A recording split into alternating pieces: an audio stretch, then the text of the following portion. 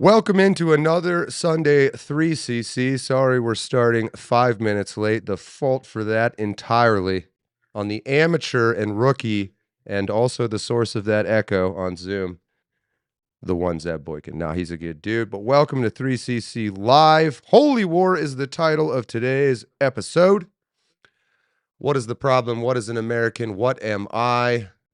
Our gospel today is going to be the story of Telemachus. What we agree on so far. We might have several people storm out mid-show, myself included.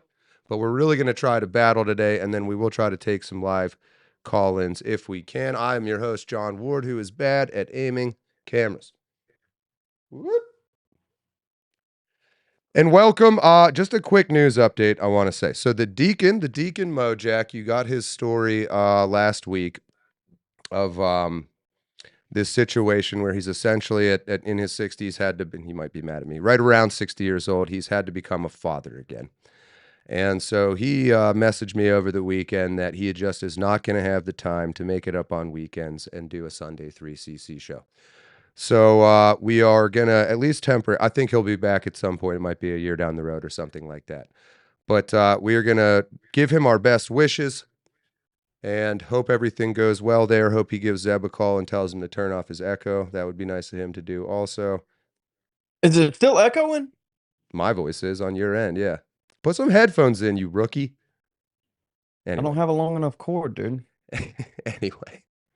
The Deacon is a great dude. I've been very happy to know him. He gives us a very interesting and unique perspective. He does still have his channel, Deacon Mojack, and he's Deacon Mojack on X or Twitter, whatever they call it these days. So just go throw him good luck. Hope to see you back at some point. I think he would appreciate that. One of the greatest dudes I've ever met, Deacon. If you're out there, hope all is going well. So that being said, today I am joined by, my goodness, Chuck Mason is back. What's going on, Chuck? Hey, it's good to be back. Thanks, John. We are ready to rage. Chuck and I were having a good chat before we started. And then over on Zoom, there is Zeb. Still hasn't learned how audio works or anything like that, but he's pretty good at ballistics. And you're going to be joined. I'm trying to figure it out, man. I'm trying to figure it out. We might just go to headphones only here in a second, so we'll see what happens. Hopefully, chat doesn't get mad at me. You're fine. That's going to happen regardless of audio issues or not. So you're good. You're fine. And is Josh Vander Noord going to be joining us? He will be here whenever he gets here. Right now we have Bobby Bones in the studio, but he doesn't usually say much. Bobby Bones, that's his official name now? That's what we're running with. All right. Well, let's say a quick hello to the chat before we kick it off. Foley Jones Knit is back. What's going on? Steven Nizik. Mantara, good to see you. Throwing some gorillas up. Reminder, you can throw up to 10 emojis on the screen. They'll fly across the screen. Oh, excuse me. Sodium Soldier, Jay. Frank DeTank is in the house. David Olerking is back. Way Pro Deacon. William Maines, holiest of holy wars. By the way, William Maines has some art for sale now, finally up online. I'm going to get those links from him. I meant to throw them in here. Sorry about that, William. Zeb, you're killing me. Put some headphones in. Can't do it, man. It's not I don't know where your echo's coming from. It's not on stream. How are you listening to me on your end? It's on the TV, but it's there it is. Where's it coming from? We do this every day with no issue. Where's it coming from? Anyway, very bad to steal Joe Boo's rum. Let's get that out of the way. I guess I'm on duty as the resident priest now that Deacon is not in-house. But if you wonder about this reference, go watch the Major League movie clip, Bats Are Afraid, when you struggle to hit the curveball. And then he learns that in trying to worship this moron, Joe Boo, he just gets enslaved by him and ends up saying, "Fuck you, Joe Boo, I'll do it myself." It's kind of a good scene. I like it. So I'm going to run over there and light him up quickly.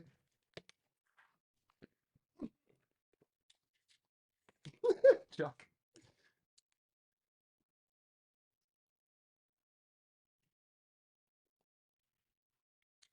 I can't hear it. All right, feels wrong to be doing that myself, but fuck you, Joe Boo, I do it myself. Nobody likes you. That's the whole idea. All right, let's have a show or something, guys. Let's have a show do or it, something dude. like that. Oh, How's Josh has audio? made it. Is audio a little bit better now? I don't know. Are we It's, done complaining? are you doing it? Then it's terrible. Are we done complaining? I don't now? listen. I don't like you as a person. I don't like your face. I don't like your voice. There's no redeemable characteristics whatsoever. John, let's fight. Let's fight. I know. Me and you, we're gonna have a holy war between both of us. I will I win. think I could take you though. It would. I think you got a couple inches on me, but I think I could take you. I got the Is he reach. taller than you? For real? I'm gigantic. Josh Vandenor finally made it into the studio. Josh, What's up, guys? what's going on, Josh? Nothing much, dude. John, it's crazy. I've been working with Zeb on this thing for what, like 8-9 months, and I think this is our first official meeting. Actually, like talking, yeah. No, it's Yeah. good. You are also world famous now as the undercover groiper. That was a great video. Go We check. do our best, man. We Go do our check best. that one out.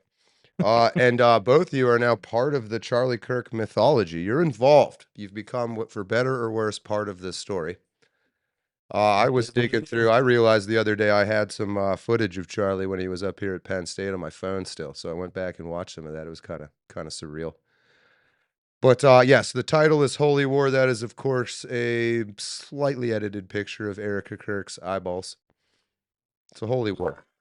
Oh, is that what it is? You wonder? Nobody else You got pulled that from the Getty I Images. I just saw that floating around actually. Anyway, That's crazy. today's show is not sponsored, but should be sponsored by Celtic Talisman Dry Snuff. It's great for you, right, Chuck? It's all yours, brother. Chuck all was yours. Chuck was reading me the riot act. Yeah, I know. Earlier, he comes in. He goes, I said I'm about to quit, Chuck. No, what you said was I've been giving him shit about smoking for however he goes. So I decided I'm going to quit smoking, but not today. Not today. He fires up. And then I One went. day. Oh, Chuck, I appreciate you tolerating me, man. All right, let's just jump into it just quickly. I didn't like. I am the champion of not ever following my own show outline. I get that, but what is the problem? What is an American? What am I? Let's stay away from what is an American for a little bit on this show, and what am I? And let's talk about what is. Just for right now, the beginning of the show, we got 2 hours. Let's talk about what is the problem. Is it a holy war? Are we in a holy war? Are we going to win a holy war? Is it not a holy war? Is it unholy war?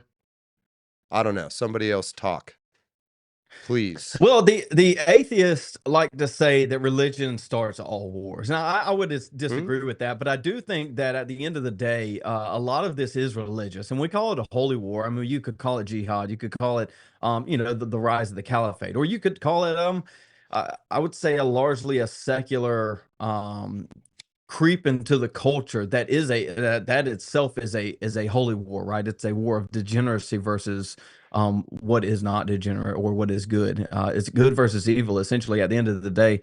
We just had a truck crash into a Mormon church that was just shot up and burst into flames with American flags on the back of the truck. It's like, well, first of all, false flag. Second of all, Literally. I don't think I wouldn't classify Mormons as Christians, but it doesn't matter what I think. It matters what they think, and they classify Mormons as Christian, and that's who they're attacking. They're attacking Christians, specifically white Christians. And so from there, we need to extrapolate who is friend, who is enemy, and it would be preferable to not be attacked first before we have to respond. We said holy war. Zeb, you just had to throw race in there right at the beginning, or maybe they're intertwined. I don't know. I think I want to talk about that. One and the same. I mean, you could. Well, let's start with this. I don't yeah. So I'll be the controversial one here to start. Yeah, I don't really. Mormons are their own thing, but I agree with you saying that it's not really about what we think. It's about what the attacker perceived them as, right? Do we know any more details on that attacker yet? Is there anything? They threw some names out there, but I don't think Ideological warfare, also a good term. Thank you, OGTLT. I'm sorry, you were saying. Yeah, I think they threw some names out there. I don't think they've been verified yet, though. But there is definitely, now for me, whenever I see this apparent escalation of something like violence against Christian churches, there's always this thing in the news that goes on with like what is reported on and what is not. Quickly, Stephen Nizick. Too bad Protestant churches cannot declare crusade. Who could do it? The Pope of the Lutherans. Not sure I fully. Someone might have to explain that one fully to me. Well, there is no Pope of the Lutherans. And Back then, the Roman Catholic Crusades that happened, I mean, they were declared by the Pope himself. Okay, got it. There really isn't any way, if people wanted to, in theory, even do that. There's no way to unite all of Protestantism into that modality. I mean, so that's entirely speculative. But what I think they're alluding to is, and this is what I've done over the last, when I keep saying, I mean, I've been wrestling with this stuff for almost 25 years, which is that people are sitting back thinking a variety of things. It's impossible, can't happen here. I don't want to get involved. I don't want to be inconvenienced to have to get up and fight a culture war. Yeah. And so we've How allowed inconvenient. so much. Look, it's really inconvenient. It is absolutely inconvenient. And so what we've allowed is there's been so much social decay that people have been, people have gotten to the point where they're like, okay, now we've crossed over and I want to do something about it. But the points at which, well, we talked about this last time, we talked about this last week, the points at which the fight would have been easier should have happened generations ago. And now we're reaching to a point where you're probably, the fight that's going to happen, even on an ideological level, is going to be pretty significant. And people just aren't sure how to organize themselves or what to do. Let me get everyone to put their cards on the table here before we go further. And since you're on camera, Chuck, just not where is the war taking place or any details like that, but to the question, are we in a holy war? Well, absolutely. You say yes. And if you read that article that came out on American Thinker, my point has always been is that we'll talk about that. Yeah, go ahead. Sorry. Christianity, I mean, and this is why I brought these sources with me. Nice. Okay. We're ready. We're ready. Christianity was built on the back of the Judeo-Christian worldview. The framers did not want specifically a national church or a national religion, but there's absolutely no doubt where the principles that brought about freedom, individuals' right to determine the course of their lives, and kind of the moral outlook of the Judeo-Christian worldview that guided America up to this point. We're entering into a post-Christian nation right now. And is it atheism? Not really. When people leave Christianity, they go looking for another form of religion. And today it's the variations of Marxism and postmodernity that have really taken that place. So you do. I mean, this isn't any different than what played out necessarily in Russia or in places like, China or Cambodia, where they displaced their religious worldviews, where Marxism did that. So we are seeing that. You could put Would you say all wars are holy wars? Quickly. I think no, not necessarily. I think some wars are just about gaining territory and resources, and they may not have a religious driving force necessarily. Josh, you've gotten the center stage there. Your number one question is, are we in a holy war? And then you can expand on that. Oh, absolutely. And I think that this kind of stuff is evident. The anti-Christian rhetoric has been going on for decades. I mean, I remember, and I'm sure a lot of you guys remember growing up, or well, not growing up. For me, it was growing up post 9/11. Like that's when the Reddit tier stuff was all over the place. You had the New Atheist movement with Christopher Hitchens, Richard Dawkins, all kinds of characters. And really the anti-Christian, the face of anti-Christianity never truly goes away. It just changes shape. It was Jewish intellectuals for a while. Then it just became like the, like atheist Reddit tier academia. And now it's basically Islam or like those, the four aforementioned things, they never truly go away.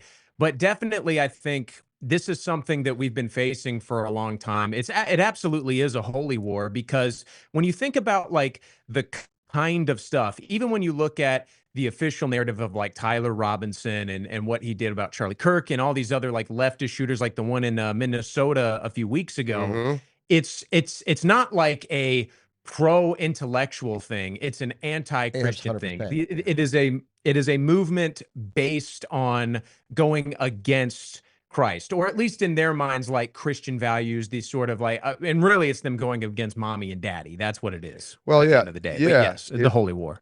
Interesting. You still over there, Zeb, or did you turn into Bob Bones? I'm here. I'm here. Let me pull me up.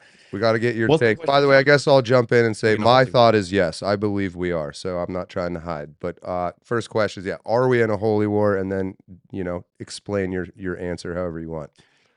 Yeah, I mean, obviously, I would fall in line with everybody so far as we are in a holy war. Well, don't I mean I think that because started this you're thing. a peer pressure susceptible Yeah, queer? What's going on here? I'm falling into peer pressure, that's for sure. What do you actually think?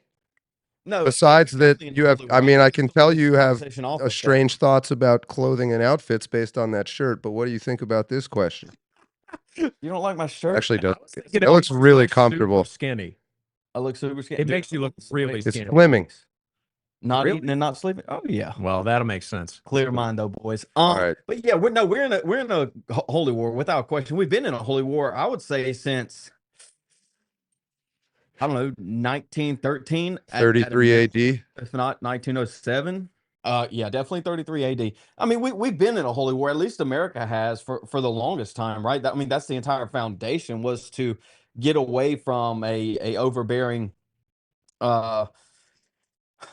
government organization so that they can let's say worship freely, without diving too deep into that. But I mean, it's ongoing. It's not like it just sprung up one day and it just so happens that it was religion and hate Christians one day. No, it's been ongoing forever, but it is what we have now is a culmination of that thing. And we have a multicultural society that lends to the idea that, hey, this is where the fight is going to happen, because this is where all the heads are going to butt together. And so we have to recognize that. And like I said at the beginning, I would prefer to know who is friend and who is enemy before we need to be attacked and blown up and shot. The OGTLT says to come from that. Sorry. Yeah, no, you're good. OGTLT says psychology and sociology are religions. I've always had this thought, I can never get anybody to engage with me on, that there is no such thing as separation of church and state, as much as you would like to believe that it's possible. But it seems like, okay, this is fascinating because number one, I'll get on board with you, John. We're all in agreement that there is a holy war. When did it start? Although, Chuck, I was going to come to you because you have a graduate degree in this sort of thing to some degree, right? Yeah, I have a master's degree in theology. Well, my next question was going to be, when did this all start? Seems to be on everyone's mind. But if you had a thought before we go to that. Well, in terms of, if you talk about from 33 AD on, there's always been a fight between, if Jesus is real, okay, and if the Gospels are real, if God is Trinity and Jesus was incarnate, he died and he was buried and he rose from the grave, all right, then this is a universal truth for all humanity, whether or not this humanity wants to understand that or not. So Christianity has always claimed an exclusive truth that is binding for all human beings, regardless of whether they want to recognize that or not. And we have, sometimes that's been imparted heavy-handed, sometimes that hasn't. But we do, especially in an area like in a time like Christianity or throughout the ages, you have so much of the world that doesn't necessarily see it that way. Obviously doesn't want to see it that way. So they fight back against this concept of exclusivity, and they always have. So in terms of the American context, I mean, Zeb was right. It probably, the shift begins with Woodrow Wilson. And that's really when the progressive movement in America begins they want to progress away from that element of Christianity because it's the whole concept of, if you think about, Christianity is going to tell you, no sex before marriage, heterosexual monogamy, you stay married, we don't drink, we don't do this, not drink in excess, we don't do this. You don't have this freedom of lifestyle, freedom of life choice, freedom on those things that Christianity really, it makes these moral demands. So you can see the country moving away and saying, we want an America that doesn't fall under really Christianity's, quote, heavy thumb. And so that really began in earnest in about 19 with Woodrow Wilson. And it meanders on through until you hit the 50s, and then the 60s is when postmodern thought hits the universities, and that's when the break really comes. You see that counterculture that's saying, screw the old, we're doing whatever we want. And then it's been full on since then. I like it.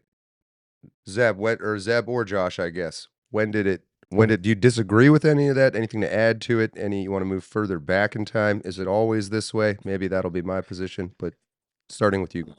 I think I kind of already lent to an idea that I held. I mean, I don't disagree with Chuck really, but I mean, it's always going to be there. But like I said, we're at a culmination right now where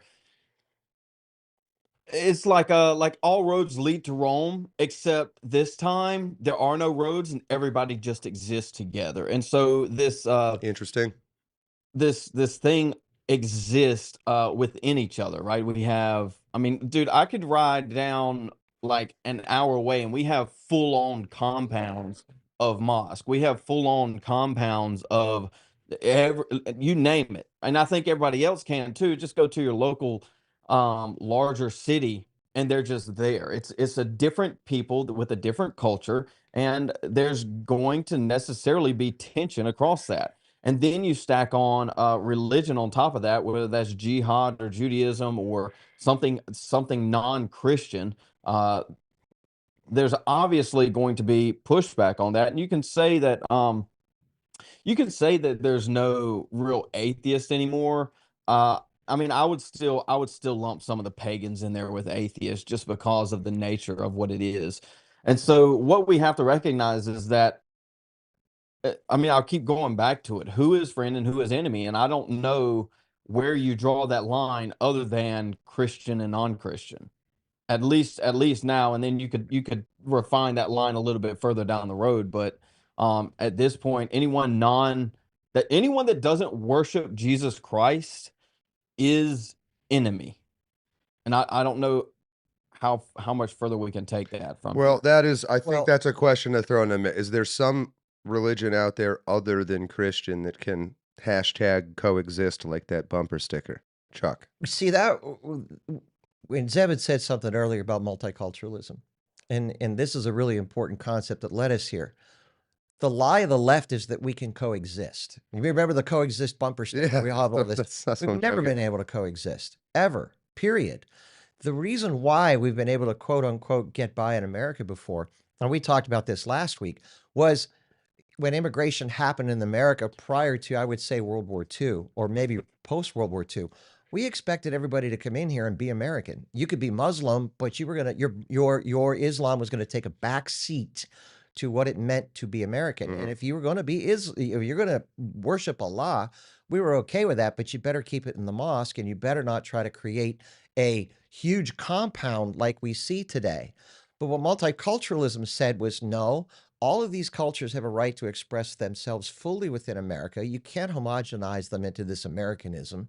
And that if we allow people to coexist, that we're all going to be this wonderful rainbow and, unicorns and all of that, that we're going to have this great kumbaya existence. It's always been a lie. So what was allowed to happen was we allowed all this balkanization to occur. And then we turn around and go, hey, look at this. This isn't good. So how do we get around that? But this is because we've been asleep at the wheel.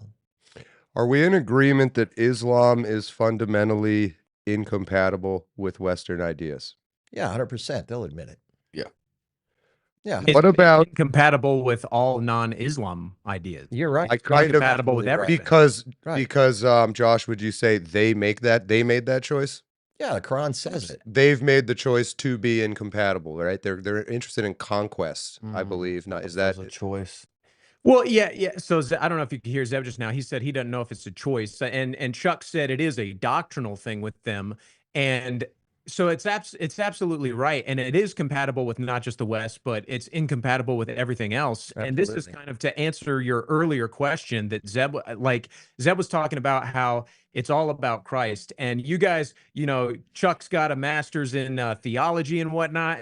I'm coming on here, I probably sound like a dummy by comparison, but it's as simple as Jesus good, devil bad. That's all you need to know. And the way I feel about that is essentially the problem that I see with the church these days, and this is all in the favor of answering your question, is, I've got a good personal friend of mine who does not like the kind of things that me and Zeb say on the show, because it comes across like super judgmental, and he goes, are you being a true representative of Christ in saying this? And the way I feel about it is while, yes, Islam is completely incompatible with the West, I think we need to try and become incompatible with Islam. For so long, the Christian mindset has been bring these people in with love, which we should do with love, but what people misconstrue love as meaning is passivity, is kindness, is motherliness, patting you on the head and being like, oh, you silly Muslims, you're just wrong, but we're going to help you through it.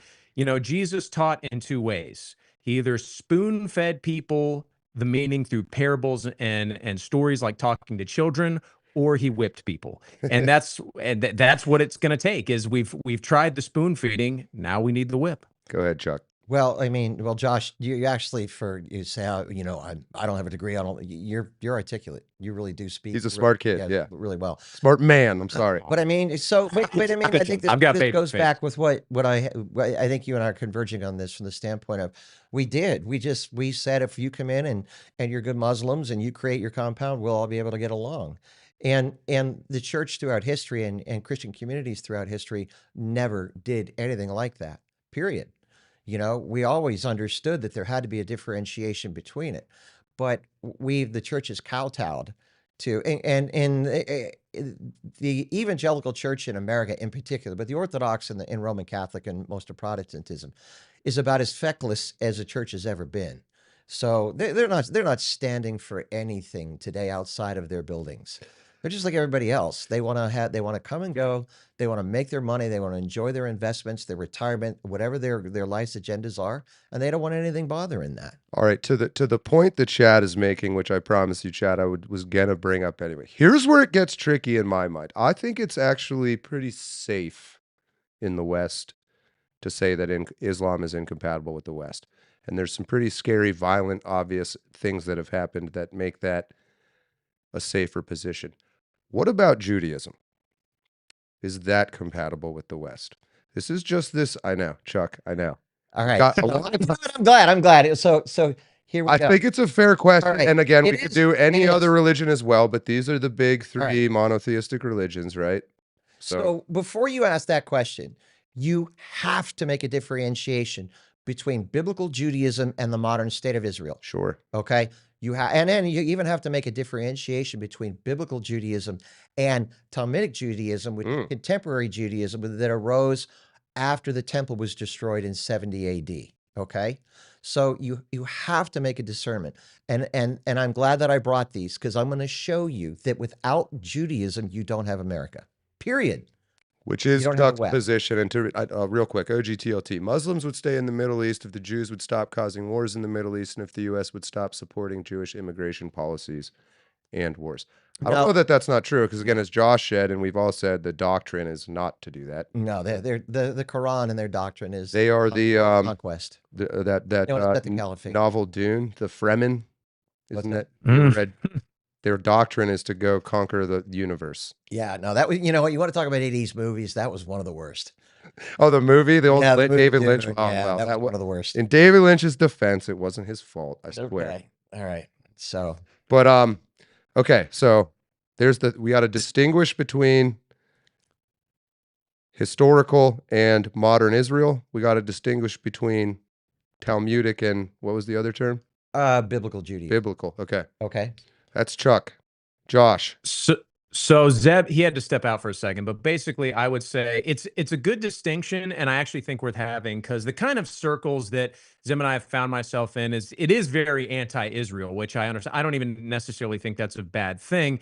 However, I do think it is important to have an honest conversation about these things. So when Chuck earlier on in the discussion said Judeo-Christian values, you know, that phraseology is something that Zeb and I push back on really hard. He kind of whispered to me, he's like, don't jump on that. And I was like, yeah, I'm not going to. But since it's come up, I actually do understand where Chuck is coming from in this regard, where it's like, once you do separate the Judaism of the Old Testament and the people that kind of led up to Christ's coming, and basically separate that from modern day Judaism, maybe modern day Israel, and the Talmudic Jewish faith that we see today, then yeah, I get where you're coming from when you say Judeo-Christian values. But the thing is the problem is that the Old Testament Jews are all gone. And they either A, became Christians, or B, are just gone in general. And what they've been replaced by is something that is completely different. And personally, I don't think that you can separate Christ from Western civilization, and Judaism is anti-Christ. I mean, I'm no friend of Muslims by any stretch of the imagination, but you know, this is something others have pointed out, is that at least in Islam, they do treat Jesus with some sort of reverence. They don't believe he's the Christ. They don't believe he's the Son of God. They think he's a prophet, but they do treat him with a certain degree of reverence. This is not reciprocated in the Jewish faith. You know, they look down on him. And in this regard, I do think that modern day Judaism is incompatible with Christianity. Chuck, go. You can or the West. well, okay, but you have to make a distinction. If modern Jews, if modern Judaism, modern Jews or whatever, or even the Jews in Jesus' time, if they wanted to put Jesus to death and they rejected Jesus, so what? That has no bearing on God's revelation that happened from Genesis through the prophets on through. You have no understanding of who Jesus is if you don't have the prophets, period. If you don't have Isaiah, if you don't have Ezekiel, if you don't have Malachi, if you don't have Micah, if you have none of them, you don't have that. You don't have any understanding of who Jesus is if you don't have Jewish history coming through David and the prophet, or even going all the way back to Abraham. Because as Paul says in the New Testament, we are all Israel. Those whose hearts are circumcised in Christ, we are all Israel. He says that over and over again in the New Testament. So I don't care what the Jews thought about Jesus one bit. What I care about is the history of Christ that is revealed through that God chooses to reveal through using the life of Israel, the life of the Jewish people, and what is encountered in Scripture. And remember, that revelation of Christ happens in the garden right after the fall. When God says, look, you know, basically the Savior's coming, he'll crush the serpent's head. The serpent will crush his heel, but he'll crush the serpent's head. So Jesus from the fall was foretold. And his life comes through David, which comes through Israel. He was born as a Jew, and he was crucified as a Jew. So you have to take God's revelation through it, and you have to be able to sift the wheat from the chaff. Because if you want, I will show you in what I have right here that if you want to disconnect from Israel, you have no Western human rights and you have no America. It is that simple. If you want to disconnect from the Old Testament, Gentlemen. Yeah, well, I told Josh not to bring it up because it's just I mean, to put it plainly, it's just too big of a hill to get over within a 2-hour time span. I mean, this has been an ongoing conversation for 2,000 years, right? Fair. I would say that the Old Testament Jews are Christian. I wouldn't even label most of them Jews outside of their ethnicity, excuse me. I mean, you name someone like Abraham. Abraham wasn't Jewish. Israel didn't even exist until Jacob, right? And so if we're gonna go down this road, and Chuck, I understand why you say Judeo-Christian, and like I told Josh earlier, I didn't want to try and tackle this today, but since we're here, yeah, I mean, quite frankly, Job wasn't Jewish. And so what do we do? What do we do with that? To say that the Old Testament is Jewish, I think is just wrong. It's Christian, and it quite literally everything in there points to Christ. And then we pick up on the back end of this 33 AD on through today, and we have just an oral telling of the Torah, if you will, an oral fixation of making things up as they go along, and we file that as the Talmud, but they would say it's an oral Torah. They classify the Talmud as an oral Torah. So if we're going to start saying Judeo-Christian, do we recognize the Talmud? The answer is obviously no. And so even if you want to, go down this road of Judeo-Christian, you have to acknowledge that what exists today, again, this is a time frame issue that we were trying to tackle last time. True. It's a time frame issue that we have to recognize that it has been usurped. We don't fly the rainbow flag. Why? Not because it wasn't given to us through a flood. It wasn't a promise that it wasn't going to flood the whole. We don't fly it because it's been usurped and taken from us. And so in the same way, we shouldn't say Judeo in Christian. I think the a prequel to a noun or an adjective or a descriptor is something that go ahead. Ronan Jack, we know that Jesus was a carpenter, but is there anything that says he was a good carpenter? He was perfect, so he never cut a board. I don't want to cut anybody off, but I just want to refocus here quickly. The question is Judaism as it currently stands compatible with the West.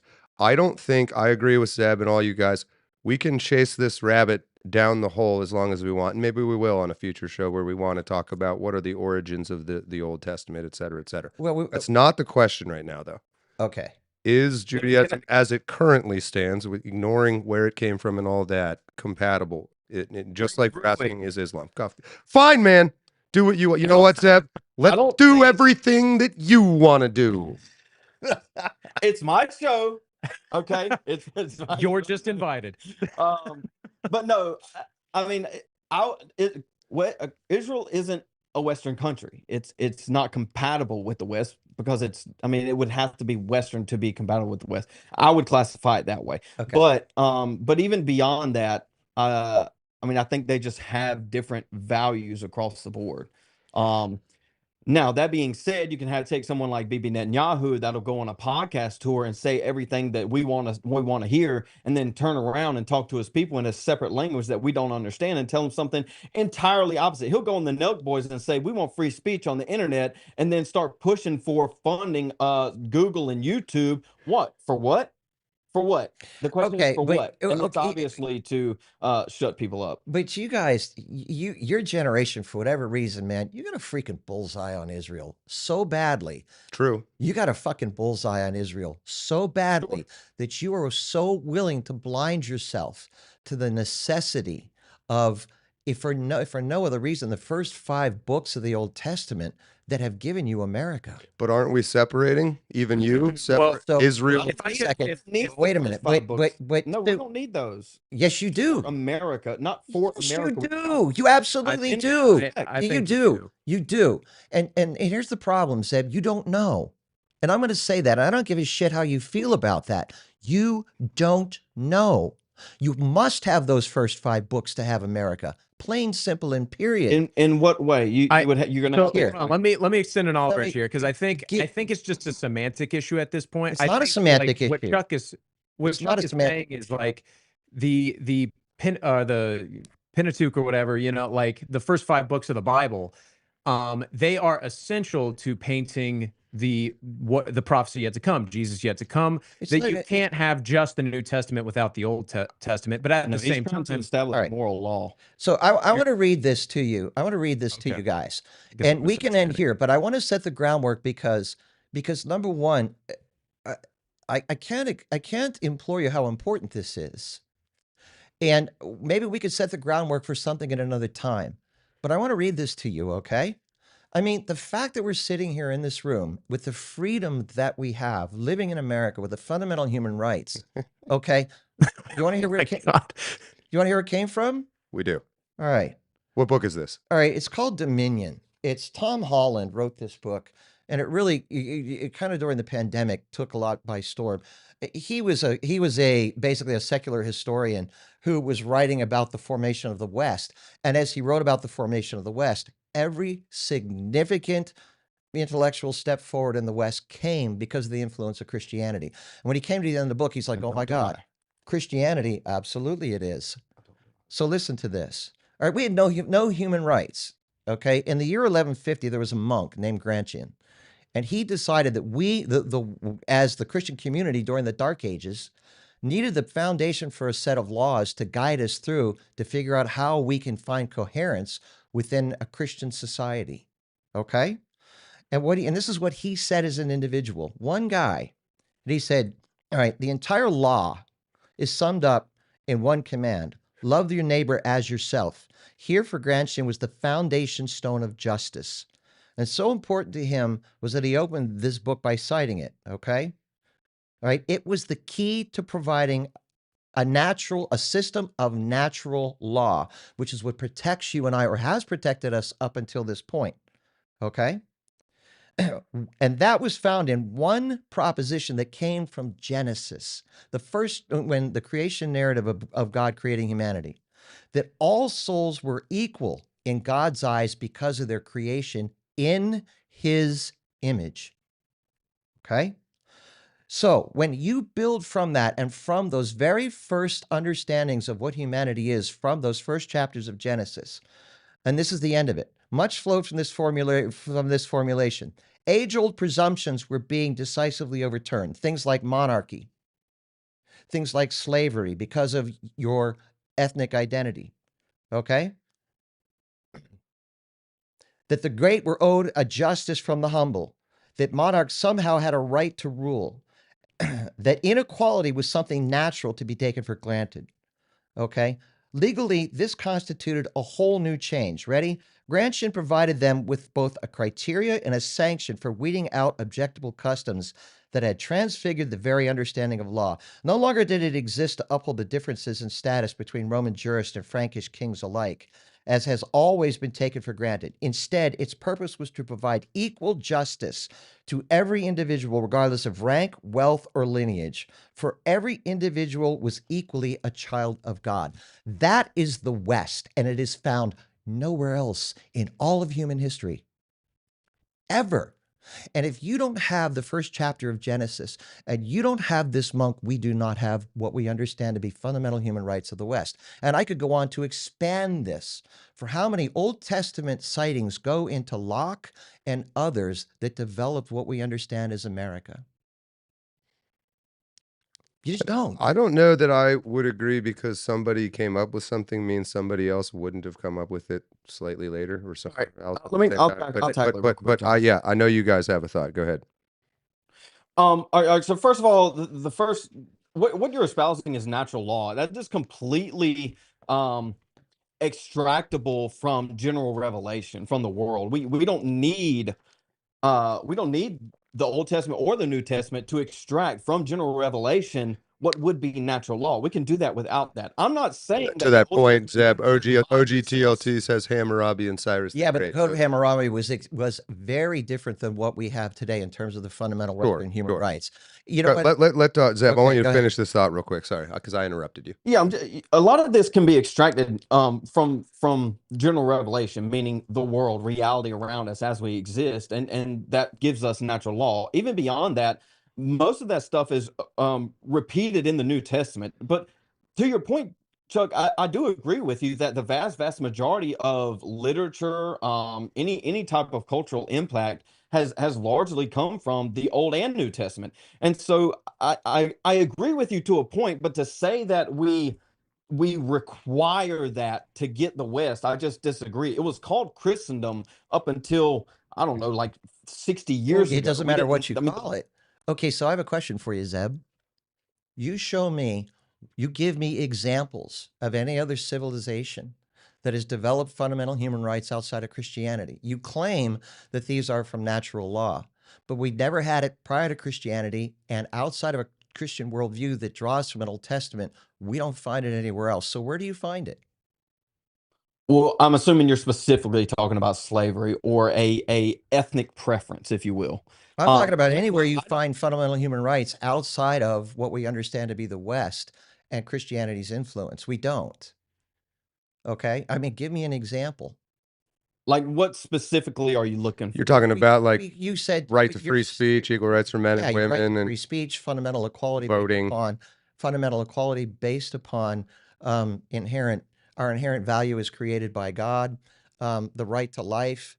What Paul says in the New Testament that comes from the Old, that there's neither Jew nor Gentile, slave nor free, all those things. So male or female, keep going. Male or female, right? But you do not. All right. So tell me another civilization or culture prior to. You misunderstand. No, when you say that they're devisable from natural law, I would like to know where they're devised from. You're taking a spiritual aspect when we talk about there's neither Jew nor Greek, there's neither male nor female, there's neither bond nor free. That is a spiritual aspect to claim that value is inherent within the being itself. And so when we say that, when we talk about Galatians, that's a spiritual aspect. That's not a temporal aspect, right? So we know that male and female exist. We know that bond and free exist. We know that Jew or Greek exists, right? This is extrapolated from natural law. But that inherent value, and that doesn't make one better or worse than the other. It just is a thing beyond what already exists in the world. Well, that's true, but that is fundamentally Christian, that begins within the Old Testament, and that's where the uniqueness comes from. But there is something in a temporal sense, because this was the primary argument that was used to end slavery right here. That not only was it that verse out of those verses out of Galatians, but it was coming back to the first couple of chapters of Genesis that talk about the fundamental creation of humanity. So we can disagree with this, obviously, and I don't want to hijack this, but I'm not going to let this go, because I can run you through a list of a long list of basically atheists who will look at this and say, yeah, you know what? What you know is the fundamental human rights of Christendom or the West or whatever that you want to call it that we are experiencing in this very moment come from the history of the Old Testament scriptures and the New Testament scriptures, and nowhere else. Damn it, man. Damn it, man. Damn it. Is modern Judaism compatible with the West? That's what I was going to say. Okay. My question to you, Chuck, is I get where you're coming from. I don't necessarily agree, but I get where you're coming from. So the question, I think a better question is who better represents, or who is the better holder of the Old Testament? Here we go. The sort of spirit of the Old Testament. Is it modern day Christians or modern day Jews? I would say it's modern day Christians. I would agree with you. It would be modern day Christians. But my point, what I'm trying to say to you guys, is that when you talk about moving forward, it's generally held amongst historians and scholars that if you're going to move away from these principles, you're going to end up with utter freaking chaos. So I don't really care whether it's Christian, whatever you term it as.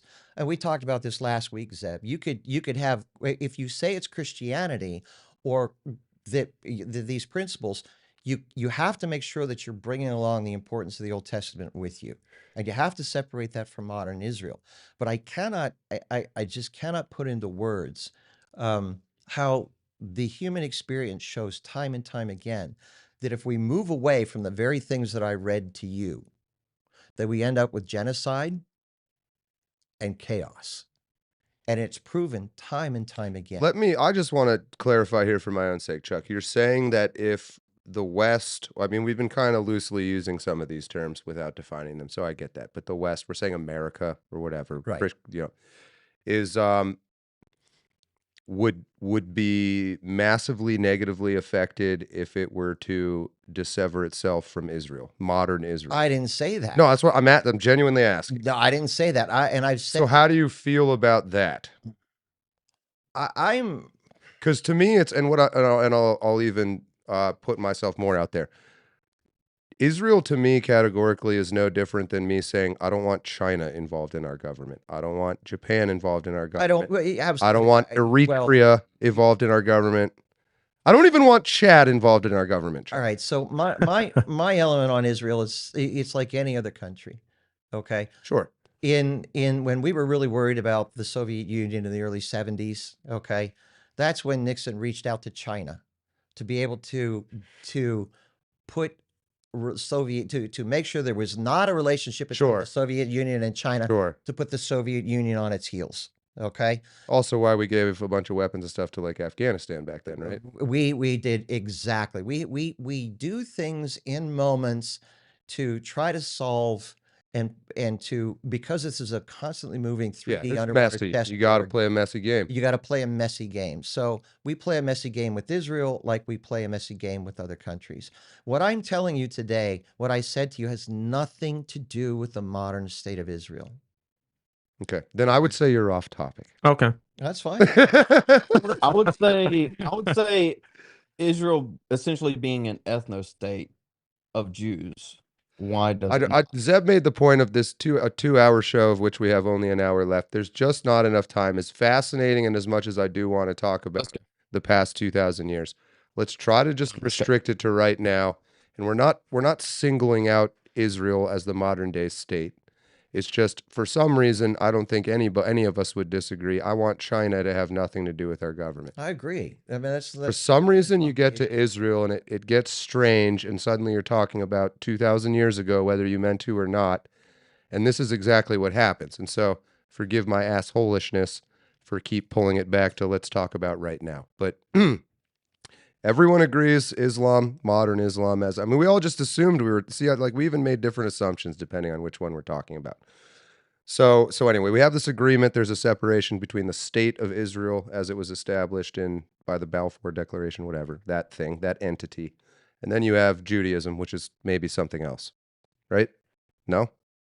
I don't want to. The modern state of Israel, it really has almost no connection to Okay, historic. so we agree. Yeah. I mean, on the fundamentals, do we? I don't know. Yeah. You see, I mean, I said that a million I think times. you agree, right? Yeah. Yeah. okay. Good Modern enough state of to, Israel. good Yeah. enough to Yeah. carry the conversation. All right. Kind of scanning the chat here too. Okay, so if anybody has any kind of final thoughts on that, Islam and modern day Israel or modern day Judaism, I don't know. Maybe let's talk about that for a second. Modern day Israel and modern day Judaism, are those separable? I don't know.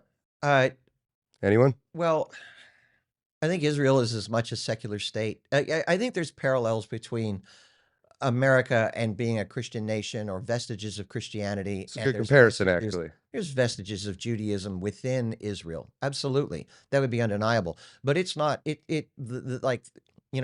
Talmudic Judaism doesn't guide the modern state of Israel. It's probably as secular as any other state in the world, really. I feel like you guys are going to disagree with that. No?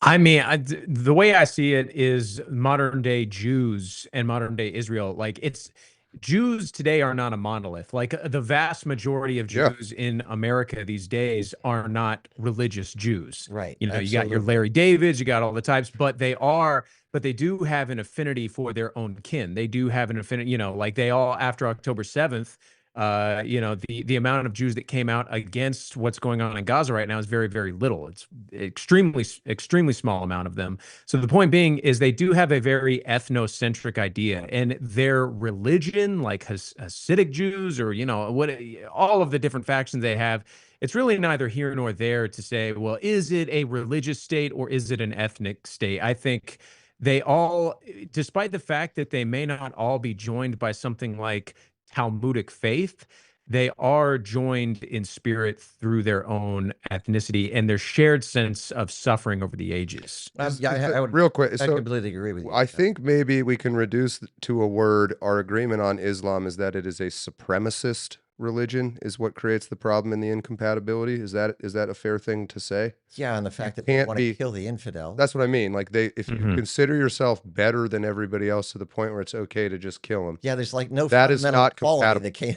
Is that the case of modern? I mean, there is some stuff like that in the Talmud. I think the Israel is a little more clever maybe about declaring jihad, but sometimes it feels like they're doing what Islam is doing just in a bit more of a clever way. And OGTLT says Jewish religion is sociology and psychology. They are experts of human understanding, it seems like, and they care about it very much, and they're good at it. I would give them that. But so Zionism would be the supremacist equivalent of jihad, or whatever leads to jihad. Is that a fair statement?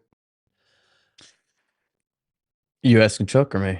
Anyone? Go ahead. I mean, I would say that I would even take it a little bit further and say that people that aren't Jewish would classify them in a supremacist state, right? When we talk about the chosen people, not to go down this road again, but when you have a separate diaspora of people that are pushing this idea that yes, they hold more value because they were chosen, then I think that lends to the idea that maybe we should reel some of this back in.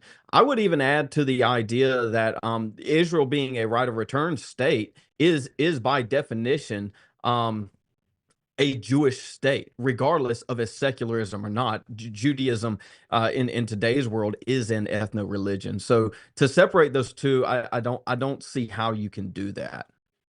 My point is not necessarily. It's not that you're totally separating Judaism from Israel today, but it's not like the Talmud, or it's not like the rabbis dictate terms. It's not like the Old Testament necessarily dictates everything that happens. They're every bit as much a state with Jewish identity that is still a secular nation. any bit like any other within the world. You know? Chuck, which would you say is more true? Israel is a Jewish state or America is a Christian state? You know, to me, in my mind, I think they're parallels. I think Equal? probably, well, just from the standpoint of, I mean, is that kind of what you're getting at? Like America is a Christian state is not, that's obviously not part we're of not a our, Christian nation. right. Yeah. Is And- that the same with and Israel and Judaism I think that, as you see it? I think there's more of, as Zeb said, there's more of a Jewish identity within Israel as there is more so than a Christian identity within America. But like I said, they're still being run to a large degree as a secular nation. So, Like a business would, in a sense. I mean, yeah, exactly. It has to You be know, to some degree, I guess. it has to be to some degree. You know, it's not. So, but they have a far greater Jewish identity than we have a Christian identity. Okay, yeah, I would agree with that. You know, so And how do you two South Carolinians feel about that? Yeah, I mean, at this point, I think we would both agree with that assessment. Now, are you going as far yeah. as to say as you think it is an entirely religious ethno-state, Israel? No, Israel isn't an entirely religious ethno-state. It is to an extent yeah, an wrong word. state, or at least they're trying to. I would say that that it doesn't matter to them. I would say that they don't care if you're secular or Orthodox or extremely religious in any respect. I think they have some type of agreement with each other, right? I mean, the VAT is something like 80+% vote left in American elections in America, Jews do. And so they have an understanding that they are a unit and they operate together regardless of their disagreements on the religious aspects. And like Josh said, especially when you look at something like October 7th and the fallout from that, I mean, it was extremely one-sided. So for us to take that and trying to extrapolate from there, does it matter if one is secular or religious? I think to an extent it doesn't. I think they operate as a unit, and good on them. Good on them. We should too, in some way. I think that's what a nation ought to be and ought to do. I think that's what makes this tricky, is because I agree. I think that we ought to operate Americans ought to operate that way as well. But doesn't that makes us sort of American supremacists? And I do think and maybe that's what nationalism is. But the difference again is, like, Islam has this doctrine to go out and make everyone on the planet is Muslim. yeah, and yes, I mean, Islam would conquer the world. Well, If Islam had the amount of money and weaponry that we have, they would be too territorial. Yeah, it'd be a big problem for It would sure. be a big problem. But I see a bit of that in Zionism. Okay, I'm trying to use words intentionally. Now, their doctrine is more like return to the homeland. We're not trying to spread out and make everybody on the planet Jewish. And yet at the same time, I'm aware there is a bit of that doctrine that one day all the property will be owned by Jews and they'll have X number of slaves and things like that. And I'm not saying every Jewish person believes that or anything. Do we also, and I just want to throw this in the mix, Nazis, same thing. Like, again, the expansion of that ideology to within a certain geographical and ethnic region that makes sense for those people, I'm for it. If they all want to do it, I ain't going to stop them.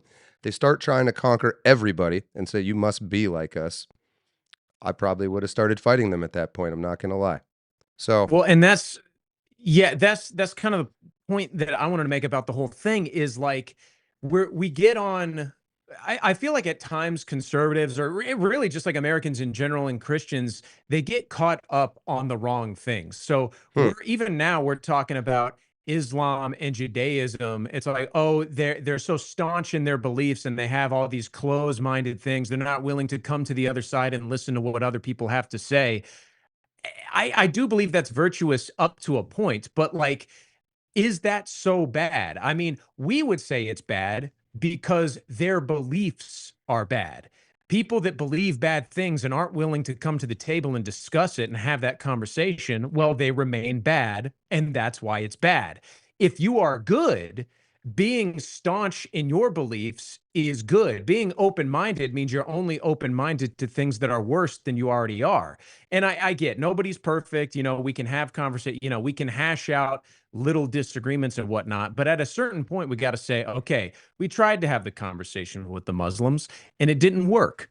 It's incompatible. And I think you do see, yes, you do see a lot of similarities with that with Jews and Muslims, but we're here talking about that like it's a bad thing. I kind of wish we joined the club. I kind of wish we would be a little bit more closed-minded to all these outside foreign beliefs. Well, Josh, we were in that club. We led that club up until something called the postmodern movement that happened in the 1960s. And that's where you get the multiculturalism and the pluralism that said you cannot make that kind of a judgment that you just made. There is no one truth. There is no one perspective. Everybody is entitled to their own, which means whether you have yours, I have mine, or whether Muslims have theirs or Americans have theirs. And you can't look at the Muslims and go, hey, you know, you're kind of bad because, you know, you got this thing called jihad. And if the infidels don't want to believe, it'll take your head off. So we did do that, you know, but we bit this multicultural apple.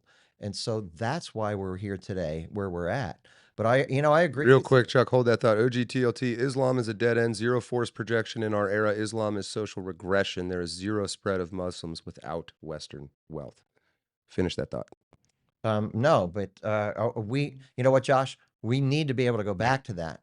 But there's a larger intellectual and cultural revolution that's wrapped up in that got us here in the first place that we really need to address. So, but I agree with you. We have to come to a point where there is a right and there is a wrong, there is a good and there is an evil, and that we say these things because you can differentiate between the two. Lord of the Ree with a good question for you, Chuck. Who pushed the postmodernism? I'm going to make this really short. To say what I hear spoken in a lot of ways coming from all right. Postmodernity was the most destructive, quiet intellectual revolution. It put us where we are today on nearly every level. It's something that everybody should know about, but people's eyes would glaze over. I think at least for this show anyway, the chat, we are pretty aware of that, of what postmodernism is and what it did to the country. But you're saying that arose organic? Like, where did postmodernism come from? Did it started with Nietzsche and it made its way? It started. I guess but like, how did it enter the American social? You have to understand it. How did it infect us? I'll get there. It starts with Nietzsche, and then Nietzsche has an effect on a bunch of, and it came through European philosophers like Michel Foucault, Jacques Derrida, and who bought the assumptions and recast everything. It came through Israel. So it came through them. It came through them, and it entered the American academic context. And it came on the heels of World War II when people were ready to give up on the West. Wait, so postmodernism came through Israel? No, I'm teasing, man. I'm kidding. I saw all the stars of David up there. You know, I had to jump on the bandwagon for a moment. But you really should go. So okay, no, I like, it starts with Nietzsche, and like I get all, but how did it again infect like American university? Who was it just an accident? Like no, academics read this shit and were dumb and liked it, or like was there a little invasion plan going on here? There was an invasion. Okay, so who was invading? Okay. That's, I guess, the question. All right. So in the 1920s, and you can see and I said this before, have you seen the movie? Did you see the movie Oppenheimer? I have not seen it. No. When I know the story. So Marxism explodes within Russia and then what becomes the Soviet Union, but it stalls. And the Marxists were shocked that we didn't have this universal workers' rebellion to bring on the communist utopia worldwide. And when they saw that the thing stalled, when they saw that the revolution stalled, there was an Italian Marxist named Antonio Gramsci, and he proposed something called the Long March Through the Institutions. And what he said was Marxists should then take their Marxism, but they should look and talk and act like any country that they're a part of. So get yourself a tenured position at a university. Get yourself elected as a mayor, like what's Mamdani but you ride under the radar. And once you get into the institutions, that's when you begin to spread Marxist doctrine and undermine the West. We can see, if you watch the movie Oppenheimer, you can see those individuals. When Oppenheimer is going to visit people at the University of Berkeley prior to World War II, he's talking to the Marxists at Berkeley. And they're looking at him and saying, why aren't you more down with the revolution? Why aren't you speaking out like you should be? And he's like, I'm going to run under the radar. And that's what happened through the university. So the postmoderns, they watched this occur, and they did the very same thing. They entered into the U.S. Higher education system. What they did was they bred teachers, they bred young radicals, and that they are the 60s are the first true postmoderns, the baby boomers. And they took that back into school districts, and that's where the influence came. There's also something called critical theory that was just as important that I won't, but all three of them work together to work through the institution. Is that similar to taqiyya in Islam? It is a concept that allows for the concealed or dissimulated practice of religious beliefs and actions, often when one's life or property community is under threat. Meaning, if you're a Muslim, you can go to a country and like drink alcohol. That's taqiyya. You're being secretively pretending. That sounds more like survival. They wanted to drinking a Bud Light in Houston with some white truckers is a survival, Chuck. With the long march through the institutions was a strategy. They felt that they were going to overthrow the world. Infiltration. That's the word I couldn't think of. They were to infiltrate. They were going to overthrow the world through this strategy. Subversion. That became their strategy for world domination. And you can see the effect that it's had on America to this point. Gentlemen. The gentleman from South Carolina. You want to take it? It was the Jews. Counterpoint. Don't let Chuck beat you. That's Chuck beating you if you start saying that. It's like none of what you were saying is wrong, but it's kind of like we can't deny the commonality of where these things come from. I mean, you know, there's a lot of the history of these things gets sort of glossed over, and it essentially, I think, when you could basically sum up everything you just said, Chuck, as a color revolution, as a form of infiltrate. And you know, if you can argue that it comes from multiple ethnicities, multiple people, multiple factions, then maybe you wouldn't say that. But the truth is, it didn't. And I mean, I don't have like the facts figure. I honestly wasn't sure what we'd be talking about today, so I don't have all that. That's stuff the fun of this show, Josh. That's how we do it. Surprise! Prepared here, but I think you know, like you said, it was something the whole world was like this. The whole world was in a certain sense isolationists until around the 60s, until around this postmodernism sort of you know, thing came to America. And why is it allowed to persist? Because we basically have been told to allow all of the people, all, you know, women, minorities, all of these, you know, like, you have been trampled on, you've not been given enough, rebel against your masters, rebel against those that are above you. And it's led to this social incohesion in the country. But I think the question we're getting at, what we're differing over, is, was this intentional or was this accidental? And I think I can safely speak for Zeb and myself. We do think it was intentional to a certain extent. But how do I differ that? I just said it was intentional. You know, that this was something. This was something that was started by the Marxists in the 20s. This might be my fault, but I'm still not clear on who you say is responsible. Is there a group? Yeah, that's what I was confused about too. So this concept began with the Marxists. Right. In the 20s, okay? In the 1920s, they began to infiltrate the educational system. And then when the postmoderns, the postmoderns are really more of a 19th century, you know, kind of explosion from the 1950s on, they saw the same thing. They did the same thing. So you have those people following the same trend of coming through the American education systems and flowing through there. And you have critical theory. But it comes out when you see in the civil rights movement, okay, which there was there's an element of truth in that, but it came this narrative. The narrative shifts from economic oppression to social oppression on every form. And that's critical theory and postmodernism right there. And so that's why we had, you know, what you have today, this concept of white supremacy that's out there, critical race theory. Karl Marx. I mean, I would follow that up with who led the civil rights movement, and then on top of that, who led who were Hart and Celler, the Hart and Celler Act. I mean, I don't want to bash on this specific thing too much. I would try to open it up, maybe steer a little bit towards just universalism entirely, and this idea that anyone and everyone is going to the same place, regardless of what you believe. Everybody's going to Valhalla. I see you in Valhalla, Josh. But that everyone's going to heaven. You know, I would like to open it up to that if you're willing to, John, because I know we can go round and round in these circles. I already told you we'll do anything that you want to do. Yeah, so I mean, I would ask the question. I mean, we've hit on Islam pretty hard. We hit on Judaism pretty hard. I mean, we could go into the rest of them, but I would atheism or paganism across the board. I mean, where do y'all stand on universalism? Is that compatible with a Christian society or Christianity generally? So what, for us idiots, what is that? What's universalism? Universalism is all roads lead to heaven, regardless of what you believe. Like if you believe in a heaven, you're going to heaven. If you're good, you're going to go to heaven. If you, it's a very works-based. I like your. Is it selling any indulgences, Zeb? I'd buy one. Go ahead.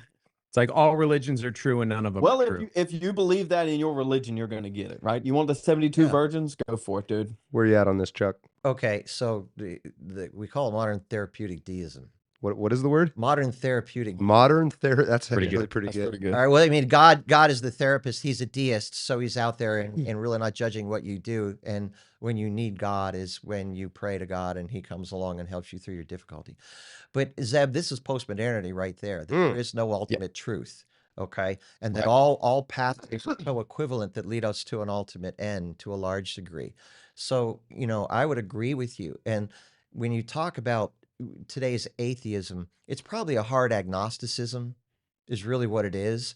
And this concept that, well, we don't know, but if we live as good people and we get to define what it means to be good, then everything is going to be good in the end. What makes it not good is Christianity going, that be bad.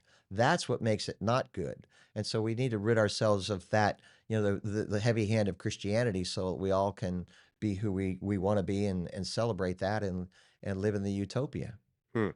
So yeah, but why can't we like just let people build 50 tall foot monkey statues made of gold?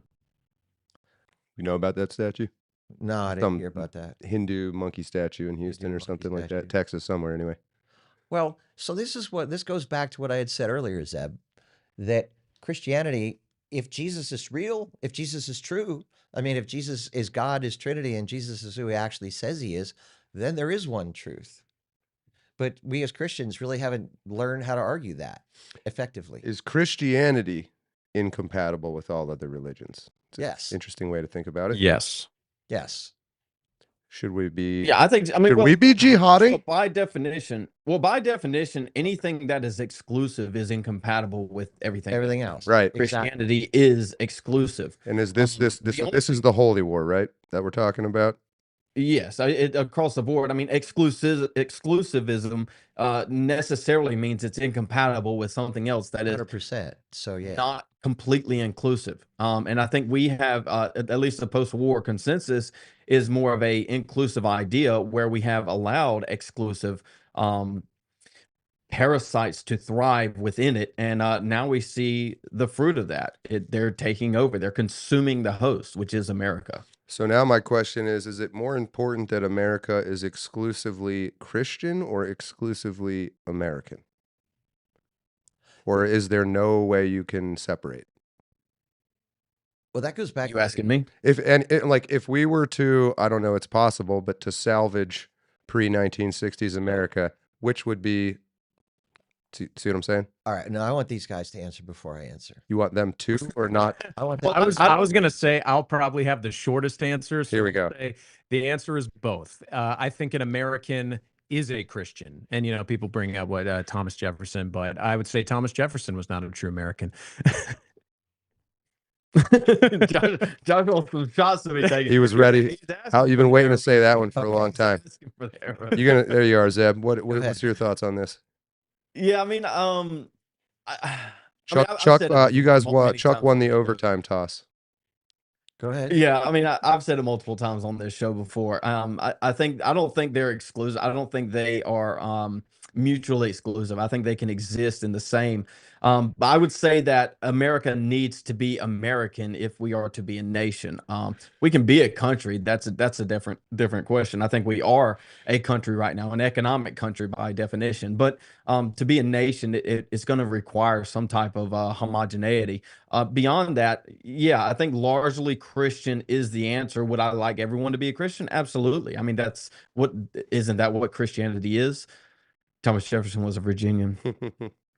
Thomas Jefferson. There you go. Never mind. We're not going to get on Thomas Jefferson. I wouldn't go as far as Josh, but I have my own Jefferson. That's a first. That's all right. Usually it's the opposite. That's enough meat for Chuck to chew on, I think.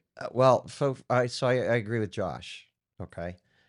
And I think that you agree Thomas Jefferson wasn't American? No, that I'm kidding. If to be okay.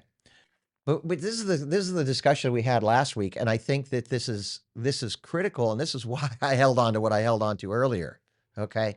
What it has meant to be an American at this point, you cannot separate from the influence of this Christian worldview that encompasses both Old and New Testament as it relates to who we are fundamentally as people and how we live. Okay. Morally. Okay. With you. And so that was what it meant to be an American up until the 1960s.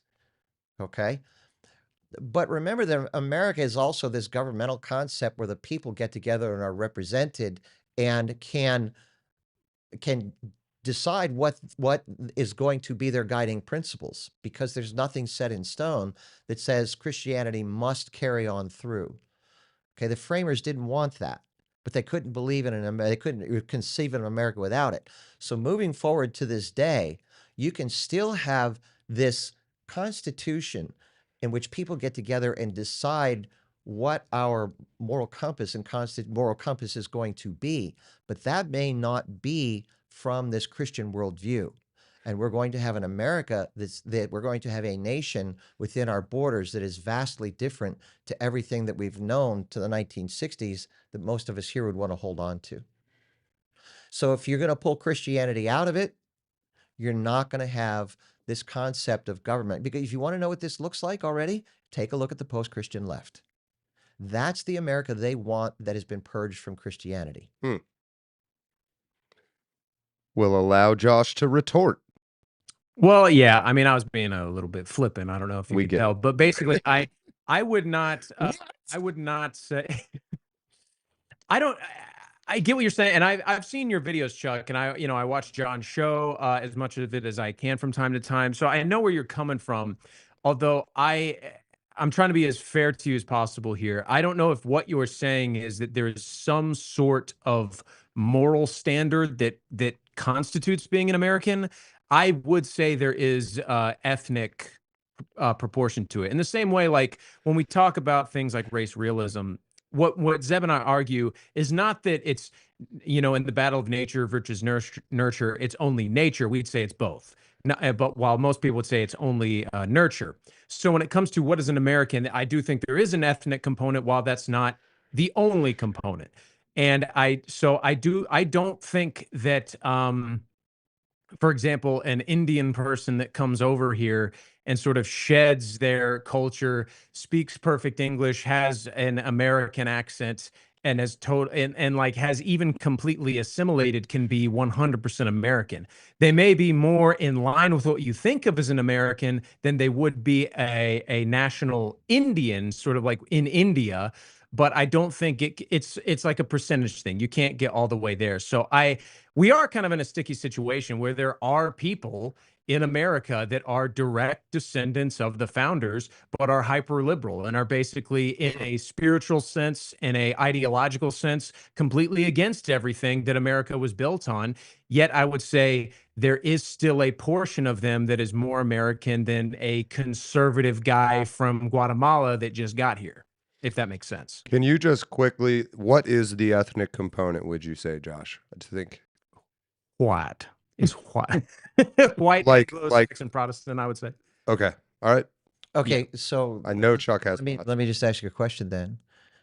If you don't think that the Christian element is so fundamental to America, but then you just said a white, somebody who is almost the pure American is somebody who's a white, white Anglo-Saxon Protestant. You're saying both are important, right? You're saying, okay, Yeah. So, okay. for example, you can be a hardcore Christian, Protestant, whatever, in Italy. That doesn't make you an American. Sure. You know what I mean? So I definitely think that Christianity is a fundamental aspect of being a Westerner and therefore being an American. But when it comes to being an American, there's layers to it. Sure. And Christianity is not the Christian, like you have to accept Jesus Christ into your heart, acknowledge he's your Lord and Savior to be a Christian. But doing that doesn't make you an American. So when we're talking about what it means to be an American, that is a part of it, but it's not the only part of it. It sounds, and I get why it sounds counterintuitive, because typically when we're talking about Christ, when we're talking about Christianity, he's the fulfillment. So it's like the end all be all, but it almost sounds like when we talk about like there's more to being an American than just Christ, it almost sounds blasphemous, but I don't think it is. No, well, because America is a system of government. It's not a nation of Christendom, and meaning that it's not like this, that your point is well taken. But the question that was posed to me is basically, if we remove Christianity, do we have America?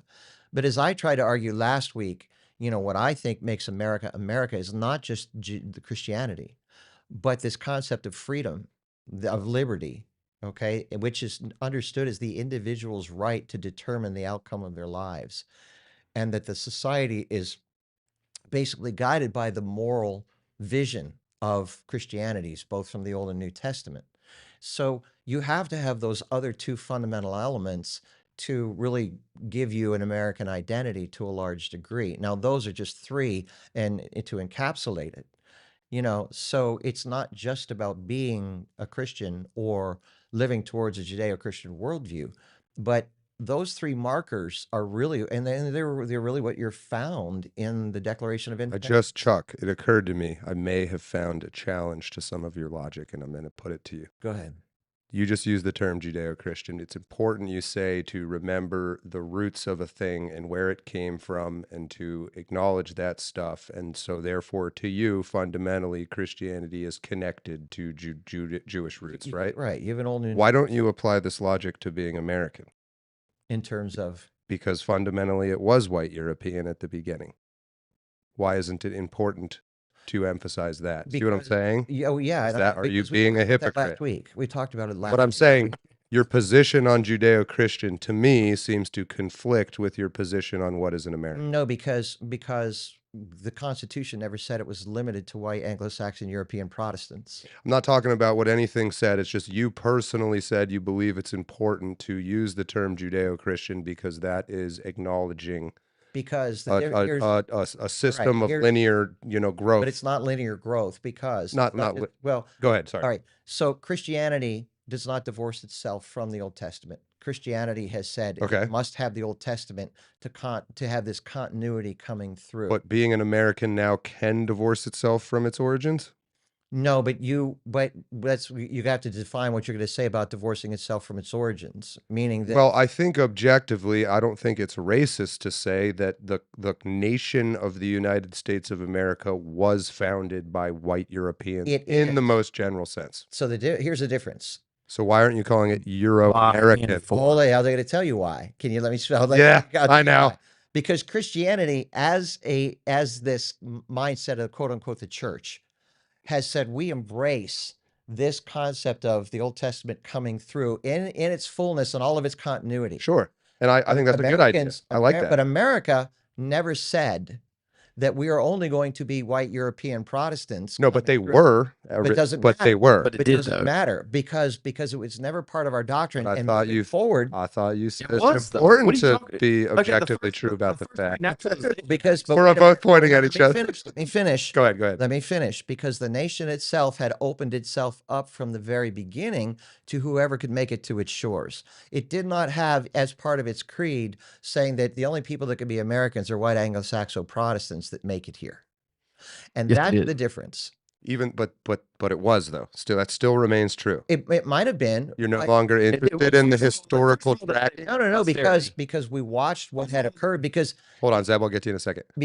Christianity never looked at the Old Testament and said, we're going to get rid of the Old Testament, or we're going to change the Old Testament. Christianity has remained consistent. The America, throughout its history, turned around and said, we're going to open up our shores to whoever can make it. And that's part of the history of who we are. So the continuity does not remain like it does within Christianity. That's the difference. And you may not like that fact, but they did it. Okay. Zeb, you had a thought. I mean, how would you retort when they say posterity, right? My generations, the people that come after me, from me. That's what the founders said. Also, John Jay established essentially the same thing in the Federalist Papers #2. And then you have the first three naturalization acts, 1990, 95, and 98, that all say free white persons of good character.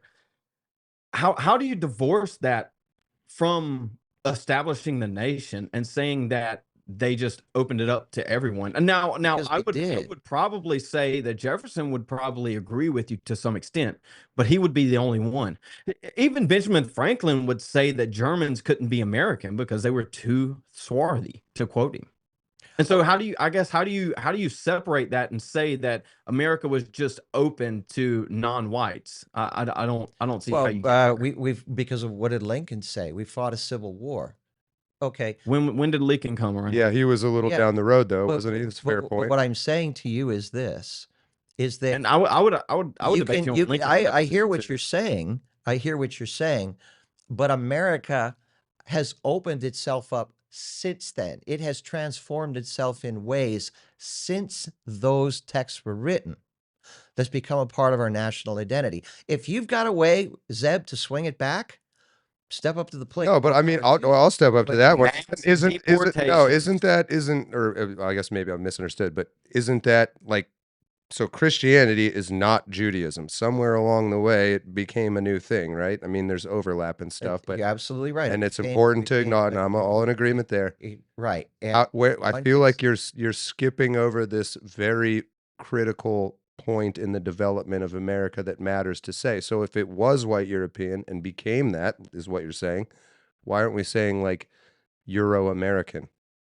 if you want to go ahead and say Euro-American, you be my guest. All right. Okay. All right. All right. If you want to go ahead and say whatever you want, but while I hear your point, you can't put the genie back in this bottle. Well, I agree, but I'm just saying. So when we ask ourselves, what are we going to be moving forward? That's, I think, look, I said it before, the founders never conceived that we would try to gain national unity through these fragmentation of worldviews that we have through our division. That never entered into their minds. They always assumed that there would be a unifying worldview for America. And what would that be? And what would its grounding be? Well, we know what its grounding was, because each one of the framers themselves believed within basically the moral vision of Christianity to one degree or another. Even Jefferson didn't believe in the miracles and other things, but he did believe in the basic fundamental principles that you have coming through a Christian worldview. And they believed that universally that would be the element that would guide America. You're leaning to the idea that we all have inherent value. I mean, that's just not true. I mean, non-whites couldn't even own land up until a certain point. And the same thing with voting rights. I mean, with men and women.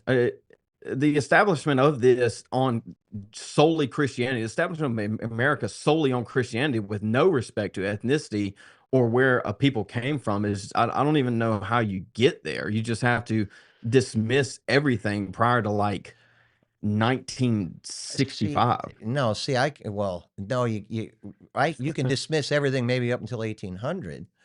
Now, I would look at you and say, and here's where I think you're wrong to some. Well, let me backtrack with this.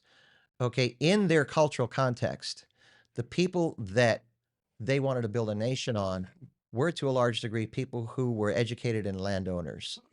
Okay, and that was where the right to vote was given across so many different parameters, and they happen to be white individuals for the most part. Okay, the bulk of which were white here in America. But we also know that if you take a look at Jefferson's first draft of the Constitution, he wanted to deal with the slavery issue. He wanted to end slavery, and he wanted to do it through the drafting of not the Constitution, but the Declaration of Independence. But the Southern colonies really pushed back hard, and Jefferson's default was saying to himself and to the Continental Congress, essentially, look, we need a nation. We'll deal with the slavery issue down the line. So what is the Declaration? But he sowed the seeds of this. Okay, he put a dagger in the heart of ethnicity in the Declaration itself when it says, what does it say? We all these truths are self-evident. All men are created men equal. are created equal and have the same fundamental rights. And this became the component by which we did end slavery. Are all men created equal? You would say yes?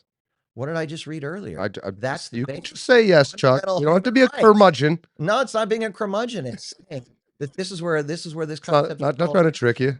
I don't know what I believe anymore. What do you guys believe? Look, the question would be with what respect? I mean, I don't think me or Josh or really any Christian would establish that all men don't have inherent value, as in they don't have a soul. Which is maybe the meaning of that line.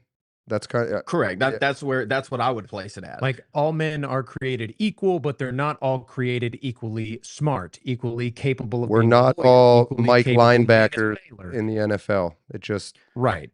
Yeah. Yeah, and even beyond that, I mean, this isn't something for this stream, I don't think, but I don't even think slavery is inherently wrong. I don't think it's inherent. Yeah, man, there we go. It's just unfreaking believable. Zeb, don't buy me. American here. Are you trying to buy me? Are you saying this for like John, I'll put you to work, dude. Let's go. I would be the worst fucking slave ever. I would have been killed. Many cigarettes. Sin per se, it could be a sin per quote, but to say slavery is a sin per se, I just don't think is accurate. Even beyond that, I mean, regardless of if Jefferson included it or not, I mean, you know, hey, he had slaves. Or you're like a modern day Thomas Jefferson. No, and that's my point. He did have his own slaves, and he wasn't willing to forego his. But everybody. Zeb, I got it as a Christian. Zeb, and hold on, I want to attack Zeb for a second. No, Chuck, I want to attack. I want to attack. You go. Rights enforced, but Zeb, as a Christian, how do you reconcile being a Christian with slavery?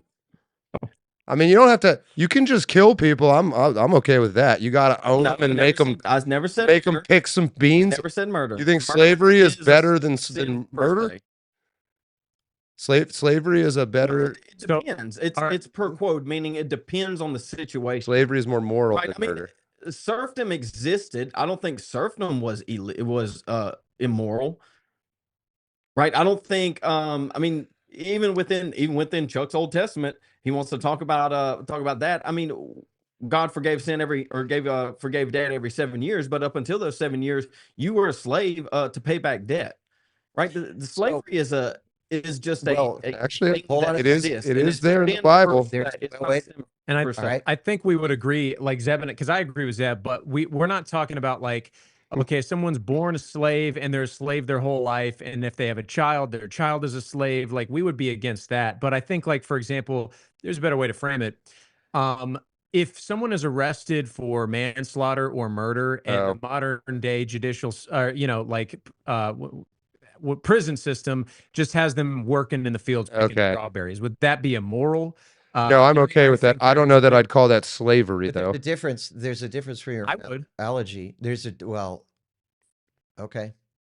But see, I don't agree with the equivocation, because somebody who's picking strawberries, they're under a form of punishment. They committed a crime.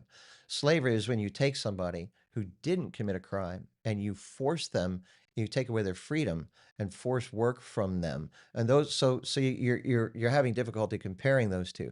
Zeb, I think that we're just using words differently. Go ahead. Sorry. No. Okay. I would say that if you want to talk about indentured servitude, now the Bible can use the term slave, but it is not the same as what we understand today in terms of chattel slavery that happened within, throughout American history up until the Civil War. So those are two fundamentally different things. And if people sell themselves into indentured servitude to pay off of debts, then that, the Bible used that term, but it is nowhere comparable to what we know throughout history. So you would agree? Not necessarily, no. I mean, I think we have come up with all kinds of ways to deal with debt without indentured servitude, and that's part of the whole. I mean, I think we have indentured servitude right now inside of America. I mean, we're all debt slaves. Well, that's but this is a different question. You're a debt slave by choice. Okay. No, you're in debt slave by birth. No. This is a whole nother conversation too. You are in debt when you are born. Yeah, I agree that this is a whole nother conversation. Wait, well, you have to define that. If you talk about being born with a national debt hanging around your neck, well, yes. But if you're talking about being, indentured to debt because you wanted a certain kind of car and you got a car loan, that was on you. It's your fault. You got that iPhone 17. I want to stick on this show. I'm sorry. We're just going to do it. Are all men created equal? Let's stick with that. Let's get back to that. Slave owner Zeb of the South Carolina plantation. It goes to the foundation of everything. Who defines the terms? Who defines the terms? I would say, if I was building it inside of my terms, I would say yes, all men are created equal with the inherent value that they can become saved and they have a soul for which they can exist in heaven with. Now, beyond that, even Somalians. Even Somalians? Yes, even Somalians. Okay, yeah. all right. Fair now, enough. Generous of you. I'm not going to go down there. No, I'm not going to go down there. You're like, wait a minute, baby. Hold on. Let me let that one percolate. Go ahead. It's harder for some people than other people, but the ability to do the thing exists, right? Ben Shapiro's been witness to his entire life. Is he going to heaven? No. Was he created equal with the soul to be able to get into heaven? Yes, but he's not going to. At least with some extremely drastic measures to get him there. I mean the follow-up to that statement in there is to pursue life, liberty, and happiness. So if somebody is not pursuing those things, which there are people who don't, they're bad. I don't like them. Not a fan. But can we own them? I think like homeless people. Oh. We might have said slavery too many times. Oh no, you're still there. I don't think it's necessarily wrong. For example, are we? Yeah, you're back. You're back on my end. Okay, we're kind of freezing up a little bit, but low network bandwidth. Like, for example, we have a huge homeless crisis here in the United States, and I don't think it would necessarily be an immoral thing to not slave them into prison, but to put them into some sort of like what do they call it? A homeless shelter, whether they want to leave or not, and then we have them working. We put them to good use. I don't think that's an immoral thing. Well, there's a kind of person, and this is part of the homeless problem, I guess, which we'll talk about. Why not? Like they won't. You can't help them. They're just gonna be homeless. They give them homes. Right. What do you do with those people? I'm not a racial slave. Do you buy them up and trade them like baseball cards? Slave endorser. Yeah. I mean, I would say, Josh, it's not a racial thing necessarily. It's just we have to take it as it is. There is an issue with the homelessness. I'm not saying are the homeless equal. Are they created? Needs to be done. They're obviously unequal, and they have one less home than other people. Well, they're fundamental. See, I shouldn't. We've always understood America is their home, John. Okay, stop. All of America. We've been on the internet too long, guys. We're psychos now. We shouldn't be laughing like this about this subject, but let's let the reasonable Chuck we've always understood this, and it goes back to what I read, that your creation in the image of God and your birth means that you have a fundamental worth that is not, you are not worth any less than any other individual based upon your birth. Okay? Just an inherent fundamental value of this because of what it leads to. You could say, I don't like black people, I don't like gay people, they're less human, and I'm going to do with them what I choose because I could rationalize away that the fact that they have less humanity than I do. Mm-hmm. Okay? But we've always understood in a meritocracy of America that yes, somebody who works, somebody who's homeless versus somebody who works has a differential value to society and to their community. God damn, Chuck, now you're saying homeless are worthless? No, they have a differential value in terms of our society to that. Just okay. No, I know. However, I know what you're saying. However, okay, you know, and this goes back to what I was saying about the importance of this concept of Christianity's influence on America. You know, Paul wrote to Timothy, those who don't work don't eat. And there was a time in America that in the 20s, and my grandparents had their first kid in 29 and took kids through the Depression. And I heard all the stories that back then you couldn't find people that take charity unless they didn't work. They had people, they had a house on 10 acres. They grew food. If somebody came up to the house and needed food, that person worked on the farm. They would hoe in the garden. They'd help clean a chicken coop. They would do all of those things because they understood that they were receiving something and they needed to provide something in return. But we've moved away from that today. I just want to, okay, so we have about 15, little less than 15 John, minutes. would you also enslave the homeless? Yes, obviously. There you go. I enslaved myself with drugs and alcohol and cigarettes. Crackers. Just a natural cracker. It's cracking. I call myself boss man. Ritz crackers. Every morning in the mirror, I say, "What's the word today, boss man?" Swing low. Yeah. Sweet chariot. The old Negro spiritual. Okay, I had a point there. We have about 10 minutes left now after that exchange. I want to talk about what happens in the absence of Christianity and Christian morals. And that I'm gonna say what it is, what I think it is. You guys can argue with me on that point. But if you agree, let's talk about it. And that is, I think, the dominant philosophy of what we might call the elites or our shadowy oppressors or things like that. You have this treat other people as you want to be treated kind of thing. The other flip side of that is there are no rules. Might makes right. That was Nietzsche. And the problem is, I think, Chuck, is that there is at least some truth to those statements. There's 100% truth to those statements. So bears it out. Nietzsche. Hold on, real quick. Would you agree that is maybe the alternative? Okay, is the alternative, okay. And this is part of postmodernity. And Nietzsche said specifically he wanted God to be dead. And what he said I don't know if I agree with that, but go ahead. No. Nietzsche did. No, he said God is dead, but he was saying absolutism is dead. Nietzsche did not like Nazism. No, he didn't. But what he did predict, though, what Nietzsche said is, if God is dead, then the only thing we have left is power. I think Nietzsche actually agrees with you, Chuck. He's saying the absolutism of it's become postmodern. Like, I don't think Nietzsche liked postmodernism. He accidentally created it. He accidentally created it, but what he did, but we know that what he said was, Nietzsche was an observer. Yeah. And I don't necessarily, yes. But Nietzsche wanted a Christian free world because he felt that Christianity's concept of mercy created weak human beings.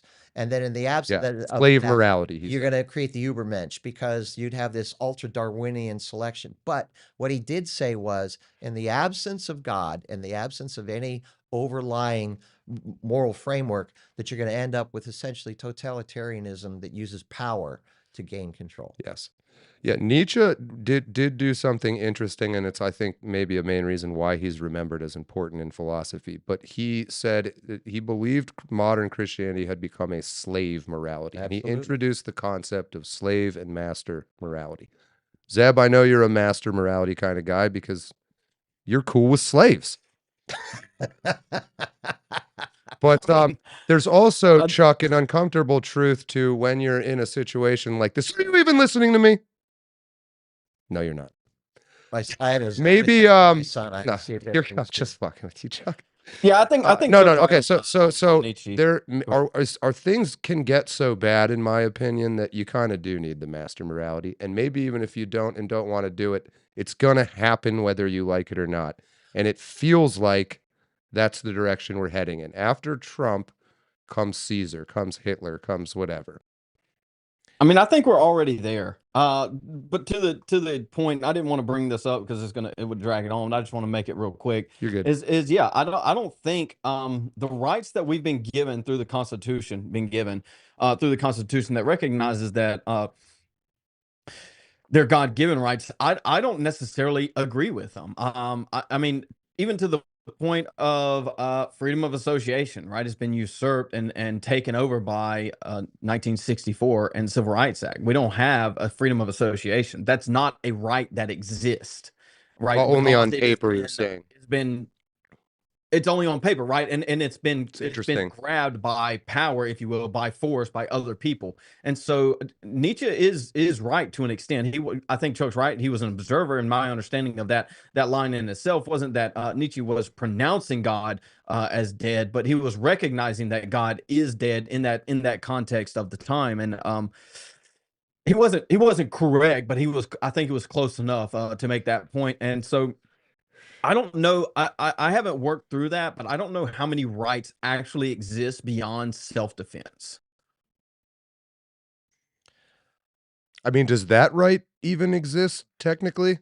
You're out there in the woods and a bear comes at you. Do you have the right? I mean, you're gonna do what you're gonna do. I mean, but you like attempt. I mean, it's an attempt. A failed attempt. A failed attempt at self-defense is still self-defense. But you're gonna do that anyway, with or without some right from some governing body that got written down. That's my point. Oh, okay. Well, that's my point. Well, then that's not really a right, is it? God-given. If we had some time, I would probe into what criteria you would use to justify the right to self-defense. But be that as it may, go ahead, Josh. I don't want to take any time from you. You want to finish that? No. Okay.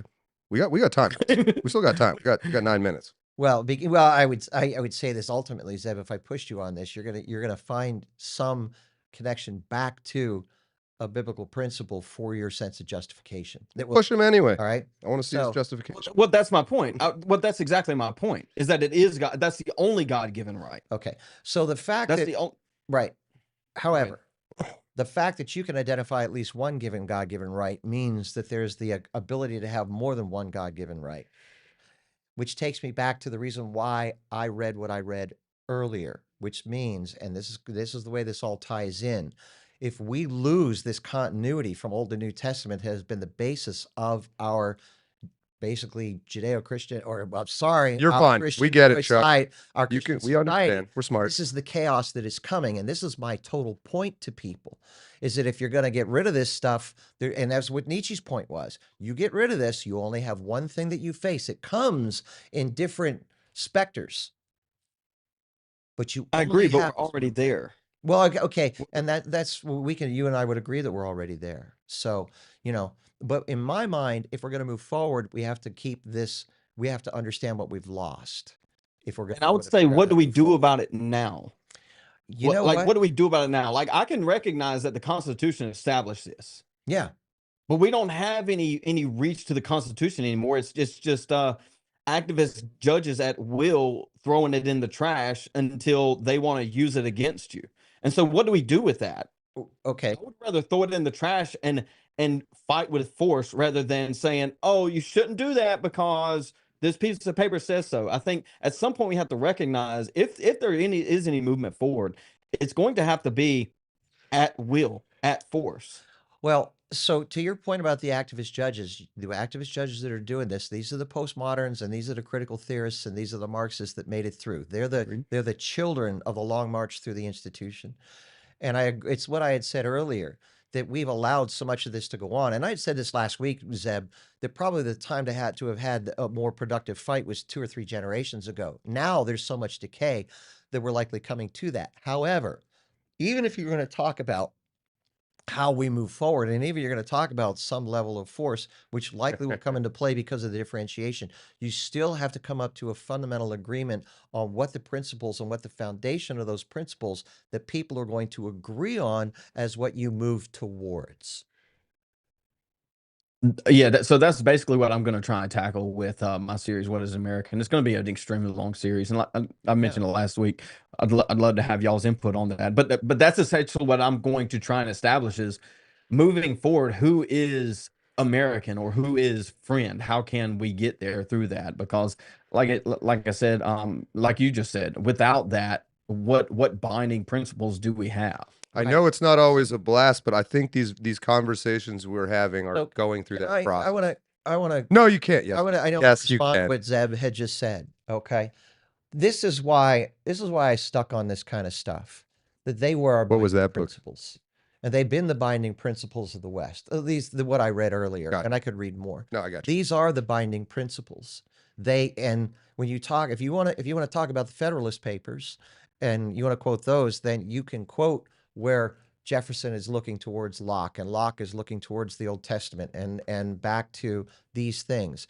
So this is why I fight so hard for this, because what you've identified is the core. You know, if we're going to move forward, what are we going to build on, and what are we going to unite on? Because you're going to have to be able to do that. Otherwise, all you're going to get is this balkanization of everybody, different faction, fighting for Nietzsche's power. And that's what we know that we face. So I don't know whether we can do it because of this multiculturalism, Josh, that we talked about earlier. Well, just quickly, Chuck, is fighting for power a bad thing to do? Yeah, because power that isn't guided by any moral force ends up doing whatever the hell it needs. Well, what if you fight for it and have your power guided by moral force? Well, that's what America has always been. So, in that sense, I think that's that Judeo. Chuck, I think you're putting the cart before the horse. I think power, I mean, like, you're always going to have people that disagree.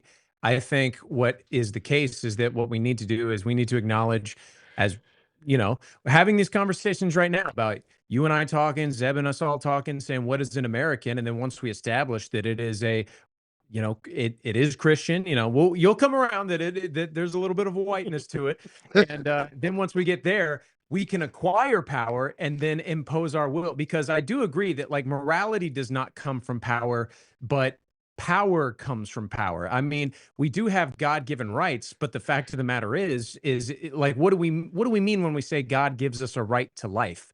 If someone comes into my house and kills me and God doesn't stop them, do I really have that right? You know, like, at the end of the day, power is required. And I do think what you're saying is true. We should not put power at the absolute top pedestal, but it is essential. And I think trying to get our ducks in a row first, you know, it's not totally necessary. Let's just get power and then impose what is right on everyone else. They're separate priorities. I think they're just separate priorities. The rise to power. Now, once you get there, it might be a little bit more difficult to separate the two. But once you, I mean, to establish a principle and then to just lose because you won't give up a said principle is, I think, is dumb.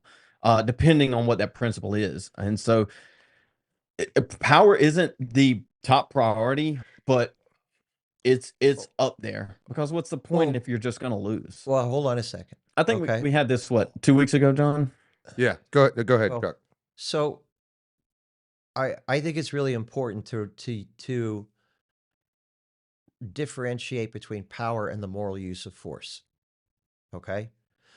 If you're going to use power, Nietzsche's kind of thing was there's no guiding moral principle. It just might makes right. And if you're gay, I'll just get rid of you. If you're, you know, if you're Muslim, I'll just get rid of you. All of those things. And that's not who we are fundamentally as a Christian people. We're allowed to use force when we don't have any other method of fighting evil. But there are so many different things that we exhaust before we get there. So I'm not saying that we don't use force, but there's a huge differentiation between that being guided by a Christian worldview as opposed to what Nietzsche's talking about. All right, I just want to say something here quickly, and we are about out of time. I'll go around one more time. Everybody will have at least one more chance to talk, so don't worry. But the word power here always gets used. I think the word is control. That is, it's power gives you control, and that is control is the ultimate objective of insecure people.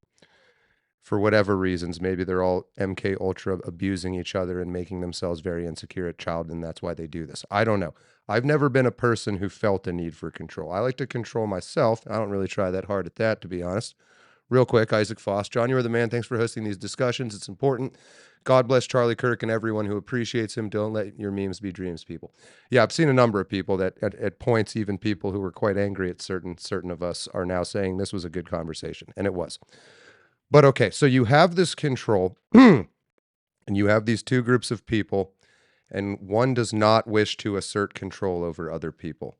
And that's maybe the Christian thing or something like that. And then you have this group of people who very, very much does wish to control. And it's all this propaganda and leftist stuff you see and censorship. And it's all about controlling your words, which then downstream from that becomes controlling the way the very way you think and act. So that's my little rant. I would like to use the word control instead of power. I know Nietzsche has will to power, but even he talks about some of this stuff. And then this very discussion, all we're having, I think, is to some degree, how are we going to wrest control of America back? And the actions required to do so may not be moral. There's moral wars in which immoral things happen because it's a war. So that's my 2 cents. Chuck, you look like you have an immediate thought, so No, go to you. with these guys. That's fine. All right, you guys. Final thoughts. So I actually think that's a very good assessment, and I think your thing about the end is like, do we have to sacrifice our morals in order to succeed at this? I would say no. And the thing is, as a Christian, I think that all these hypotheticals about like what would happen if Christianity were wiped off the face of the earth, I don't think that's possible. You know, in a world where Christ is real, Christ is the one true God, I don't think Christianity disappearing is even something that could happen, because we know he will have the victory in the end. So to sacrifice our souls to achieve what we feel to be good is not something we should be doing. But I do think we are in a state now where our enemies have tried to redefine our faith, have tried to redefine our values into basically being passive, and that is what Zeb and I push back on. I mentioned, my friend earlier. It's basically we've been led to believe that the highest moral thing anyone can do in their entire life is not hurt anybody's feelings, is not offend anybody. And I think once we accept that that is not the case, that there is a higher standard of morality, and it will, as Christ says, it will divide households, it will divide nations. Once we accept that and push forward without compromising, we will succeed. You over there still, Zeb? There you go. Yeah, without being extremely long-winded, I would agree with Josh. I don't think we have to give up our morals for a win here. I don't think the morality, we have to cross that immoral line to win. I think, again, it comes down to defining terms. What is moral, what is not moral? And I don't think it's necessary that we do immoral things to win. Now, again, the question is, what is moral and immoral? And I think beyond that, I think we have to understand the position that we're in, the time that we're in, and what it's going to take to get to where we don't have to be in a position of subservience to literally anyone else. Christians have to understand that we are an exclusive religion, and that's not to say that we shouldn't go out and spread the good word. That's not to say that we shouldn't do the Great Commission. We shouldn't go and spread the good word to all nations. But that is to say that we need a home base to establish that from and that funding from to spread. And to get that, it's going to take a little bit of fighting back, probably physically. Are you done? Yeah, go Chuck. So I think that it's important to. Well, I didn't want to cut in on you. You're good. No, you're good. So Paul in I think the 13th chapter of Romans and Peter in his first epistle both said that the sword exists to be used by the state to deal with wickedness. And woe to the wicked upon whom that sword falls, is essentially his statement. And I think it's important for us to recognize as Christians, there is an immoral way to prosecute standing up for what you believe, and there is a moral way. That moral way can justify use force. Okay, but those are very narrowly defined, and it's like the ultimate last resort that you have to resort to, and that's always been the position of the church. So, you know, what we have to do as Christian people, you know, like who said it earlier? I think it was you said, Josh. He spoon fed some people and he kicked the table over in the temple. Is that you've got to meet each situation as it is. There are people that you can talk to and reason with, John. But the reason why you can say what pointing at me, man. Well, no, the reason why you can say what you can say, you don't want to use power, is because you grew up in this society that had a certain set of values that wanted to relate and didn't want anybody using power. Okay, and we've all necessarily agreed to that because we have conversation. But when those things begin to break down, you have to take a biblical stance that requires certain positions. And when you find that the reaction to those positions will require various different responses, and that we have to be able to define those, and we have to be prepared for those, because you know, in Zeb, it's really going to take getting as many people as possible involved in this. The people of America, conservatives and Christians, have to understand they can't sit on their ass any longer and hope Trump solves everything. Every individual has to be doing something on an ongoing basis in order to be involved in this fight. And if people don't want to do it and they don't want to get involved, that's when the future becomes very uncertain. My final thoughts here, I'll try to somewhat incorporate all of yours, Josh and Zeb. So Zeb, number one, I think something you said, create this better world for our children where they don't have to deal with this. I'm not sure that that's something I actually want to do. And it's every time that happens, you lose sight. Things get so good for those people who are now 100 years removed from when all the problems occurred that they start living opulent, degenerate lifestyles because they can, and then you get the same problems all over again. I don't think this is a problem that is meant to declare victory over. It is an eternal problem, good and evil and things like that. And there is no winning. There is only fighting. If you're fighting, you are winning. If you're not fighting, you're not winning. And Nietzsche also spoke to some of the stuff all three of you said as well. There's that quote I love. You know, everyone knows the stare into the abyss, but the full quote is, be careful when fighting monsters, lest you become a monster. And stare long enough into the abyss, it stares also back into you. And then we all know this question in front of us is, what are we willing to be or become or do or think or deal with or whatever in order to generally solve this problem? Me personally, I am willing to become a monster. I think it's necessary. I think I might already be one, honestly. Like something wrong with me.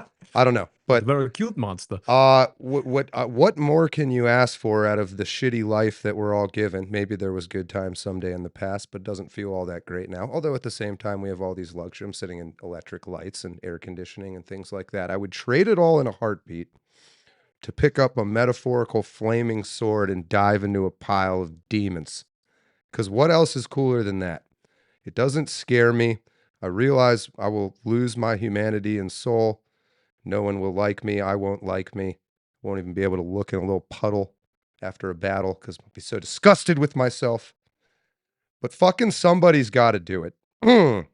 Or maybe doing that is doing the Antichrist. I don't know. It's hard to say. Like, is that the opposite of Jesus? Maybe you got to take a little pause there before you dive into that abyss. So I don't know what the answer is, but there's something wrong with me. I don't want other people to control me. I find that concept fundamentally American. And I like this conversation. I like how we don't have answers yet. I like that we fight each other, and I like that we're not agreeing and that we're all thinking about it. And like the chat is saying, it was a good conversation, including people who at multiple points said, fuck each and every one of us, are now saying that was worth sticking it out. So Where we'll be next week, I'm not sure. I'd like to pretend I'll prepare for a topic, but that'll probably happen 5 minutes. Don't laugh, Chuck. Chuck, don't laugh. This ain't reality TV. Stop smoking cigarettes, bro. We're all friends Killing here. me, Smalls, here in the middle of this room. Yes, I like the references and things like that. So that's my stupid, touchy-feely final thoughts on the show, which I guess we'll end it with. If you want to respond, do it next week. Josh, I hope you will come back on. Where can people find Josh on the internet? So I'm on X at Joshua_Vandernord. I'm also on Outside the Overton with Zeb Boykin, Monday through Friday, 3 to 5 p.m. podcast. And yes, and we're doing, I've been doing a couple videos with your friend Jack. We've been doing movie reviews. Yeah. And I, like, the more I learn about you, John, the more I see what a, like, movie buff you are. I want to get you on at some point too. I know I'm kind of putting you on the spot now, but we'll make it happen eventually. Can I be blacked out drunk? Yeah, absolutely. And yes, I'll come on. Go ahead. Perfect. So Outside the Overton, Beyond the Pain, and Twitter at Joshua Vandernord. Check him out. Undercover Groiper. His legend grows. His legend grows. We'll see him in 20 years. Zeb, where can we find you on the internet? Same place. Okay. Yeah, I mean, me and Josh do a show together, Outside the Overton, weekdays 3 to 5. We are expanding into other social media, so TikTok, Instagram, Twitter, they're all popping off pretty hard right now. We're going to try and get into the Spotify, Apple Podcast type platforms. Just Outside the Overton, Google it. You'll find us whatever platform you want. And then beyond that, I have a personal Twitter that I run called Zeb Boykin, just on Twitter. Other than that, what else we have? Beyond the Pain is our second YouTube channel that we're going to start doing some more stuff on, just more stuff beyond what we do now. That's a little bit different, but I like it. Yeah. All right, check it out. Josh Zeb, Outside the Overton, Beyond the Pain. Chuck has been blowing up AmericanThinker.com lately. I have been. You'll find me more publishing and writing. I'm working on my second book right now. I don't give a damn about the internet. So social media is trash, man. It's destroying humanity. I'm on Twitter, probably a Chuck Mason 1. I'm never on it. I don't give a damn.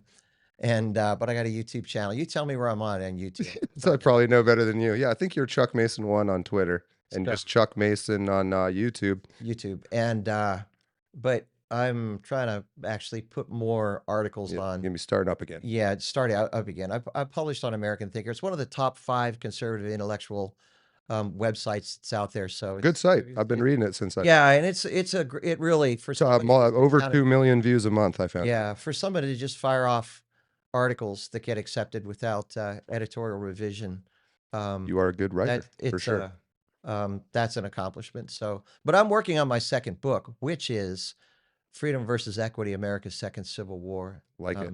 The New Dark Age of Post-Christian America. When can we expect that to hit the shelves? Well, probably not until next year because I have a pressure washing company. He's a worker, like all worker. So I'm outside doing physical work, and you get to the end of there's not a lot of mental horsepower. Yeah, I feel you.